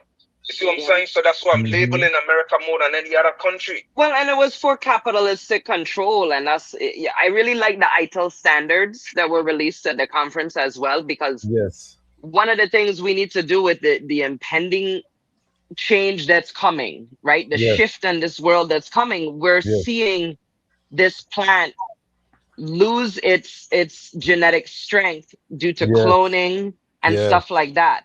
And so one thing me and Randall are very big on is we only grow ganja from seed. Okay. Yes, we only grow ganja from seed. And organic. If we take clones from somebody as like a gift or something like that, we make that clone seed. And we try to get seeds from that. And then we, put in that work of building it back. So you could take that clone, get it to seed, and then bring the plant back to the pattern it would have had originally. Because genetics are like that. We all want to be our strongest. Genetics tell us that. You spoke about the Pan-African movement, and the Pan-African movement is basically people of African descent, right? Every human being on the planet is of African descent. And so the Pan-African movement affects all of us. It's everybody's movement, whether they realize it or not. And this is the same with plants and their genetic variations and how they function. So as a collective, Rasta looks at this plant as the healing of the nation. We need to be preserving the fact Yeah. that it needs to be grown from a seed and it needs to be Yes. grown outdoors in its Yes. environment because that Yes. environment is important to the function of that And plant. even to that, True. that's one of the things them they need to change on the ITAL standards. You know what I mean? Because the wave of America gone to the light of the artificial light. Where we Yes. have Yes. they now have lights that are trying to develop a spectrum. No light can imitate the sun. It can't. No light, no soil that you develop, no aqua water, nothing, no hydroponics, nothing to replicate the soil. There's Yes. nutrients in the soil that the plant must get to give you. Where you think you're gonna get it from? All those nutrients the plant do not develop. Some of it come from the soil. Yep. You see what I'm Yes. saying? Or the air in So, the world around it. you know, so that's one of the Yes. reasons why I for learning hydroponics, because we may need it In an in an emergency, but I Yes. am not for it in its capitalistic sense that people running from sticking their hand in the soil. There's a lot of Yes. microbes that healing in the soil for your hands and your feet to touch, pounding and things to happen. So, you know, that's to start with. And then again, you go back Yes. to the nutrients that are in the plant. You cannot replicate the exact soil because there's so much more minerals in the soil that's going to be soaked up into the plant that you cannot put in a hydroponics water. Yes. So the Yes. necessities to keep the plant up there and have some nice beautiful plants, sure. But you ain't gonna have all the nutrients. You can never be nutrient dense. You know what I mean? But we The boron and the calciums and all of that they come in. But we could learn to work with our soil. In the Yes. Amazon, they basically built soil. So rainforests naturally have really bad soil. It's Yes. not nutrient rich soil really in a rainforest. And so Yes. in the Amazon, tribes built that soil. Tribes Yes. built that forest. That is not Yes. naturally just that healthy and that rich. And Yes. in lakes in South America, they would use hydroponics by building a raft with like grass type material and putting dirt on it and then floating that on a pond. So you Okay. still had soil as a medium between the roots Yes. because that's the function of roots is to be in soil.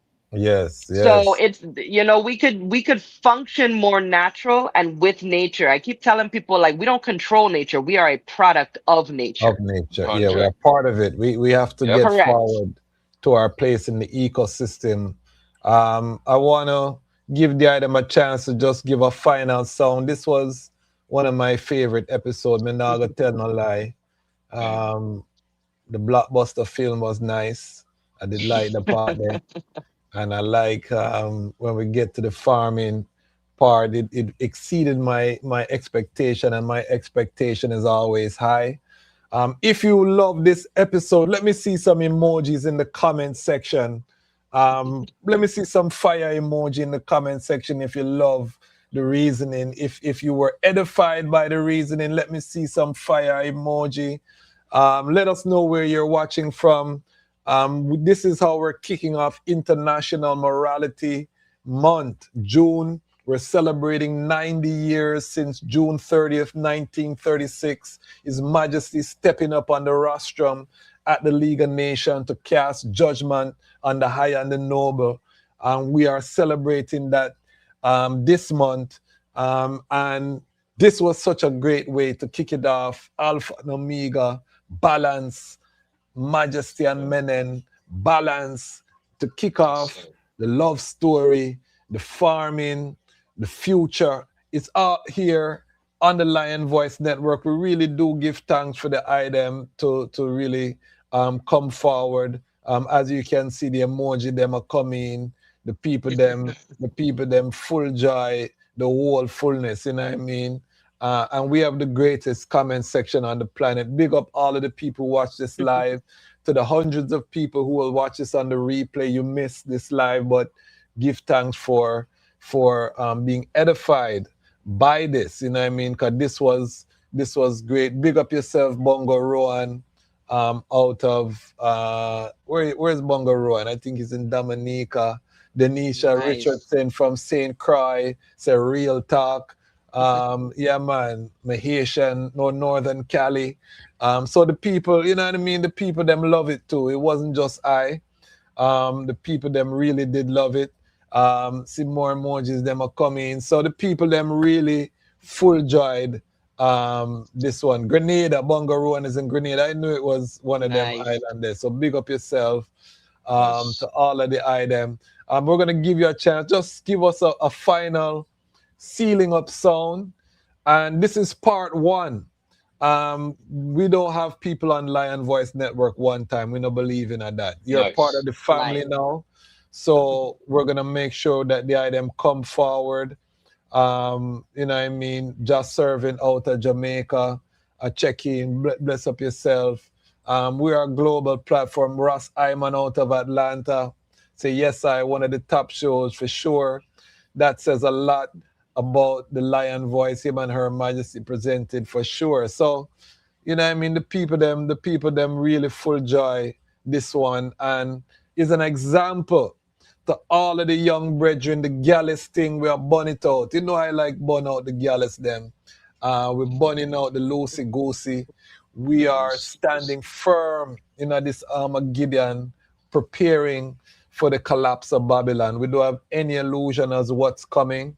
And the best defense is a strong family. You know what I mean? And the Yes. best defense is when those strong families connect together. That is how we build a nation from the ground, is when all these families connect and we have that network, international global network of strong families. This is how we're going to heal from the wounds of the transatlantic slave kidnapping and colonialism. Rasuatu out of Dominica, checking in, big up yourself. You know what I mean? Positive. Yeah, man, the people them love it. So we're gonna give the eye honorable say he's hailing from the Milky Way galaxy. He's one of we comedian in the comment section. So big up yourself.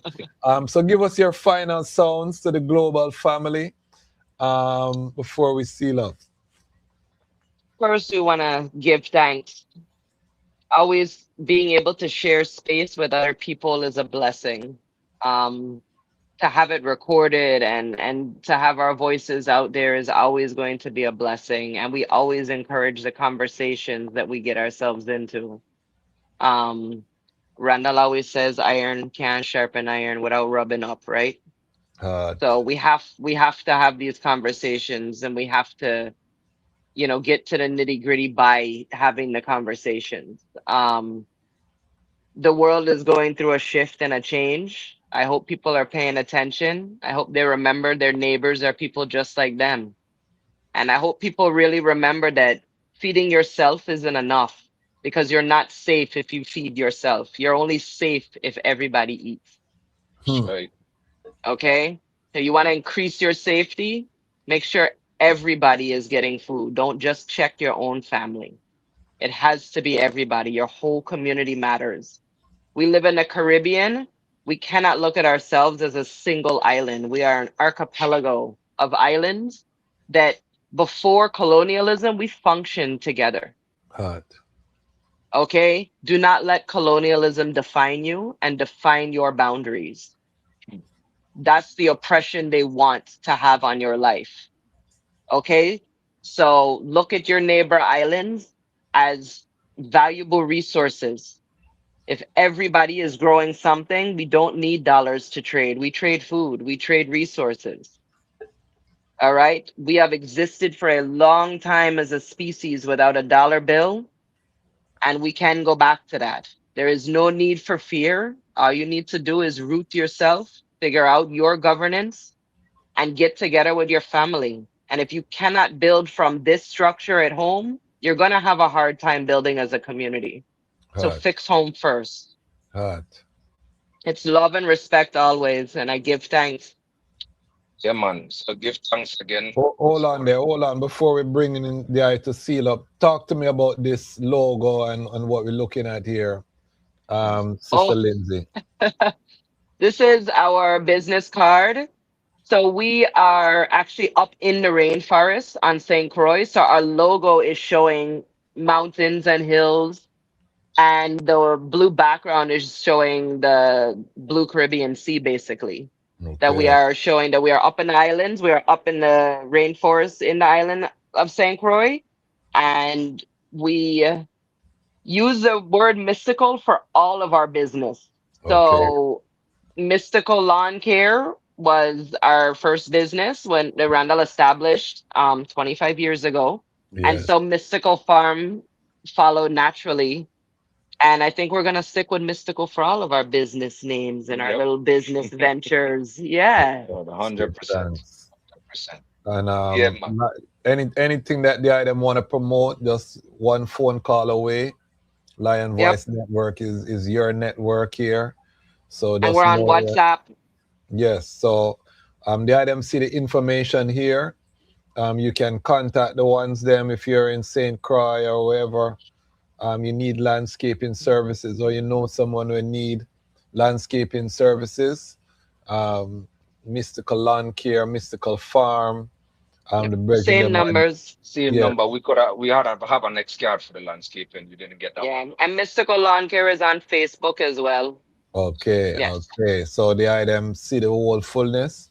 Yeah, man. Powerful. All right. So Ras Randall there I can seal with the final sound. Yeah, man. So yeah, give thanks first of all, one and all Almighty. Um, it is necessary for these kind of communication to happen. Um, whether we rub up on disagreements or not, I mean, have a big panel and you have those things, man, then things must happen. That's how we move forward. We tell them in a house, with even your mother, your brother, your sister, you're gonna have things that they do that you do not like. So at some point in time, we must learn to communicate. We cannot let the frustrations of our lives right now in the Babylon system divert us from what we truly desire, the kingdom that we know is promised to us. The only way we will get there is by practice. We cannot just apply and wait for, we cannot just wait for someone else to do it for us. We have to be the light if there's no light. You know what I'm saying? So, within all that darkness, shine. I give thanks. The people just stay strong and remember the man, the grounds and the roots of Rastafari. Like I said earlier, there's ones that they're diverting toward the system. This was never the design of Rastafari. You know what I mean? Rastafari, like talking about from the time of when the Maroons in Jamaica for the creation of time. Because before there was a poem, there was a Rastaman naked in Yes, a bush with a beard and he beard with nothing else on. You see what I'm yes, saying? So if we keep our remembrance to know that when things was perfect, just he created us and things was perfect. That's the identity that we're trying to strive for. I don't identify myself under no bingy, under no bobo. I don't identify under nothing. I identify under love. I identify all people, white, black, Asian or not. You know what I mean? So yes, sir. it is your liberty that brings your identification, your I character, am. not the skin of your color. Yes, sir. Understand? So, though for those who you have to have set that strength in the beginning, set yourself straight. You know what I mean? You shouldn't take these words to set you straight. Set yourself straight. Watch the liberty of others. Watch the liberty of the program. Watch the liberty of the people you have coming on the program. You see what I'm saying? This is not a show thing. People of the Virgin Islands that know I will know how we live. This is not a show thing. That's Rastafari true and foremost, and from all the way. Love. Love, love, love. I Yeah, love it. Rastafari live, rules and reign. Give thanks, family. I really feel blessed to get the item story. This was a classic episode, another classic episode. Make sure you tune in Saturday. We are going to Kenya, 10 a.m. Eastern Standard Time. We're going to be talking to the Rastafari Society of Kenya. So stay tuned. We're going to get an update on their ganja case. And then in the evening or the late afternoon, we're going to be talking to Ras Bobby Morgan, who revolutionized Rastafari radio in Malawi.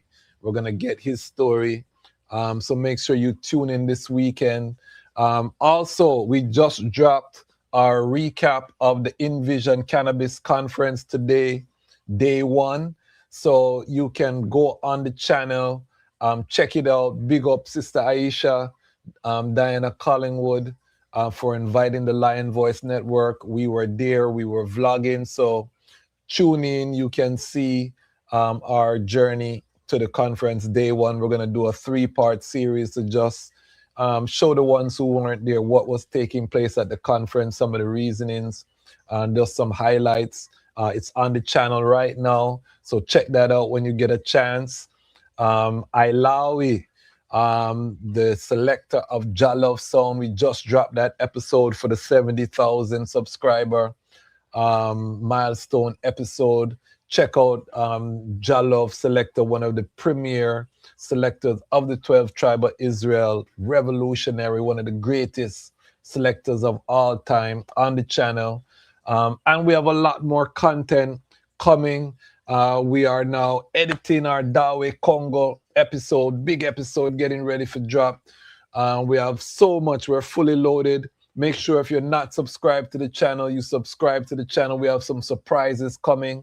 Don't worry, we are going to be continuing our growth, continuing our development in the name of His Imperial Majesty Haile Selassie I, who has given us the strength, you know what I mean, and the vision, you know, because I am doing this because I receive a vision from His Majesty to rise up Rastafari independent, non-aligned media for this time, for this Armageddon time. And I give thanks for all of the items who have been supporting this uprising. We are at 52 monthly subscribers, so we're going to be starting our grant program. We'll have more information on that in the strongs to come. So big up everybody who has, you know, making this. We're still a young channel, and we're going to grow and develop as we go along. So big up everyone, and big up to the I and the family. So there you have it, family, another one. And you know that we won't stop. Why? Because the time has come for the Lions to tell our own story. And this is the Lion's voice. Eli Selassie first. Yo, blessed love. This is Max Breeze. It's time to tell them one story. See? God bless. Blessed love. Yes, I. Lion Voice Network. What are you waiting for? Come together, calling from near and far. Know who you are. What are you waiting for? Rally up, it takes the dust. What are you waiting for? Ancestors paved the way for us. Yes, I am Ketis Oyonde, asking, what are you waiting for to come together? The time has come for the Lions to tell our own story. This is the Lion's voice. African pride, root of all nations, boy. I tried with the lion, Tafari. Lion of it, tried with lioness like I do. Empress on the front line, we need you. Well, this is Medicine, the steady one, and you are now tuned in to the Lion's Voice Network. What the lion fought for do? Scorch them. Roast and parch them. I will never stop, hail the Most High, and I will never stop, call Ras Tafari. Blessed love, this is Kushite representing for the Lion's Voice. We are here to tell our own story, Rastafari. The time has come for Lions to tell our own story. Yes, you're listening to Lion's Voice. I is Ras Tafari hailing from the island of St. Croix. Yeah, man, bring it to your Rastafari vibes. Can you feel it? Rastafari. Babylon born when Rasta come together. Can you feel it? Rastafari. Because Babylon done when I and I come together. Look how we live together, aya. Look how we work together, aya. Oh, Babylon done when Rasta come together. Yeah, like Rastafari, His Majesty and Empress men in bless. Yeah, man, hailing from St. Croix, Rastafari, I hear you. Aye. Amen. Empress man, alliance I am. Oh,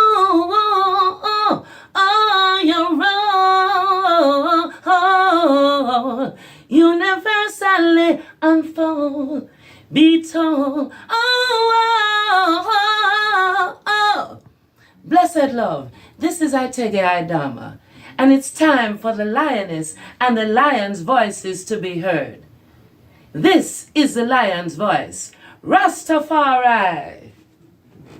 Greetings, this is Warrior King, and the time has come for the lions and the lioness to tell their own story. This is the lion's voice. Give thanks and praise for the wonderful blessing that's been poured on me. Give thanks and praise. Jah use I as an instrument to set the people free. Jah give her the powers to chant. Jah give her the powers to chant. Ras Tafari, the lion's voice. The fittest of the fittest shall survive. My people, open your eyes. Wake up. Blessed love, this is Queen Omega representing for all lions and lionesses. With the lion's voice, we come to tell our story. Rastafari, live it. Hey, the lion's voice, Rastafari. Yeah, David Dread of Steel Pulse, and I'm saying hail to the lion voice because it's time that the lion have its voice, have its own story. Says I'm stepping out here. Hear me now. Yeah, the lion's voice. Raw. I'm Nana Farika. The time has come for the lioness to tell her story from her viewpoint and tell the world who Queen Omega is. This is the lion's voice.